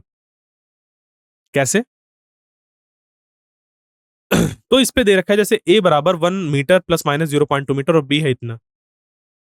हमें निकालना है X बराबर under root A B, multiply करें, root ले लें, तो ये निकल कर आ जाएगा 1.414, क्योंकि 1.0 इंटू 2.0। तो अब देखिए इस पे कितने सिग्निफिकेंट फिगर्स हैं, बताइए पहले ये तो बताइए इस पे कितने सिग्निफिकेंट फिगर्स हैं 1.0 में, तब तक मैं आगे कर रहा हूं। कमेंट बॉक्स पे बताइए कि कितने इस पे होंगे 1.0 पे, नंबर ऑफ सिग्निफिकेंट फिगर्स, सिर्फ मैं इस पे पूछ रहा हूं। 1.0 में कितने होंगे?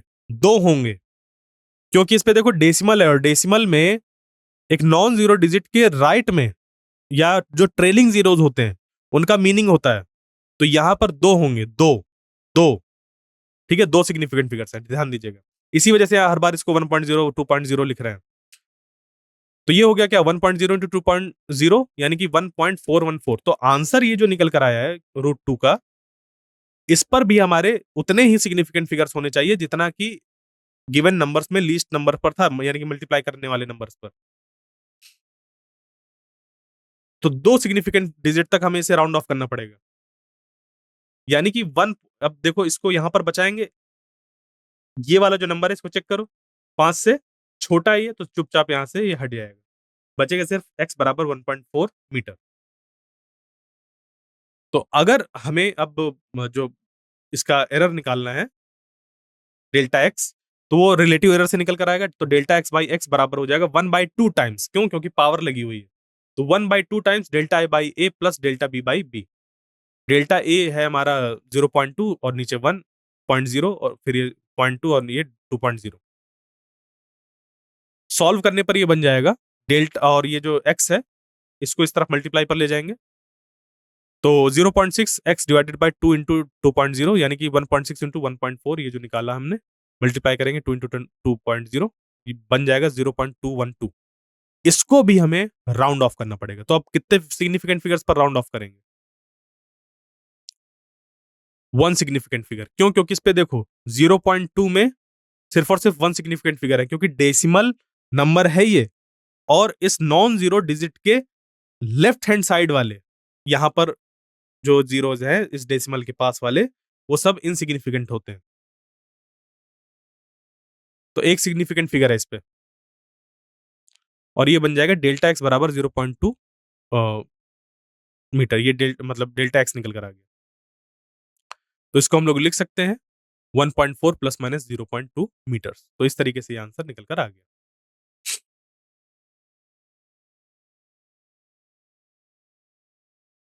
इस क्वेश्चन को देखिए, a physical quantity of the dimension of length that can be formed out of C capital G and E square by 4 pi epsilon naught is.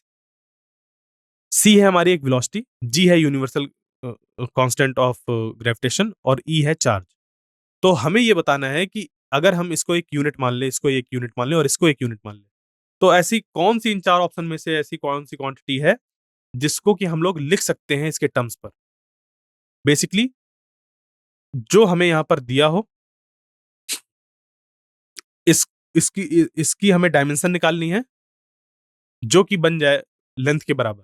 क्यों? क्योंकि यही हमें बताना है a physical quantity of the dimension of length that can be found out of c g and e square by 4 pi epsilon naught.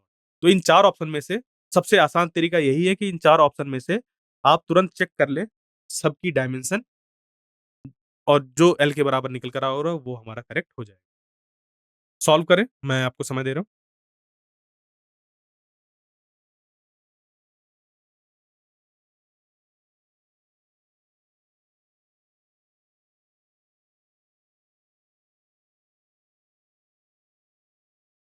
तो इसका जो correct answer है वो है डी।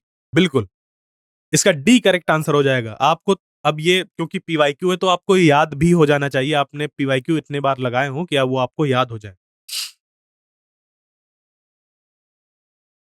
तो यहां पर क्या है कि हम एल की जो डायमेंशन है उसके बराबर चाह रहे हैं कि सी की पावर एक्स, जी की power x, E square by 4 pi epsilon not की पावर जेड, ऐसे कुछ। अब यहाँ पर जो 4 पाई है वो कांस्टेंट है, उसकी कोई डायमेंशन नहीं होगी। तो देखिए, इसकी जो डायमेंशन होती है वो इतनी होती है, जी की डायमेंशन ये होती है, सी की डायमेंशन स्पीड ऑफ लाइट। और इसको सॉल्व जब हम लोग करेंगे तो इक्वेशन हमारी कुछ ऐसी बन जाएगी। एल वाली, एल वाली, एल वाली एक साथ, एम वाली एक साथ और टी वाली एक साथ। तो इनकी पावर सेट अप हो जाएंगी। तीन इक्वेशन ऐसी बन जाएंगी हमारे पास। एक इक्वेशन ये, दूसरी इक्वेशन ये, और तीसरी इक्वेशन ये। इनकी पावर्स जो है उनको कंपेयर करके, क्योंकि तीन क्वांटिटीज हैं एल, एम और टी। तो एल की पावर तो इस तरफ वाली 1 है, तो ये जो पूरी है वो 1 के बराबर हो जाएगी। बाकी जो ये वाले हैं और ये वाले हैं 0 के बराबर हो जाएंगे। वही है कि एक 0 के बराबर, ये 0 के बराबर और ये 1 के बराबर। तो अब ये इक्वेशंस आ गई हैं, इनको अब आप आसानी से सॉल्व कर सकते हैं। z बराबर y बराबर हाफ निकल कर आ जाएगा और x बराबर -2। तो इसको जब यहाँ पर आप पुट करेंगे तो ये हमारा फॉर्मूला बनकर निकल कर आ जाएगा। तो आई होप जो मैंने आपको आज बताई हैं चीजें समझ पे आई होंगी। मिलते हैं नेक्स्ट लेक्चर में, तब तक के लिए थैंक यू।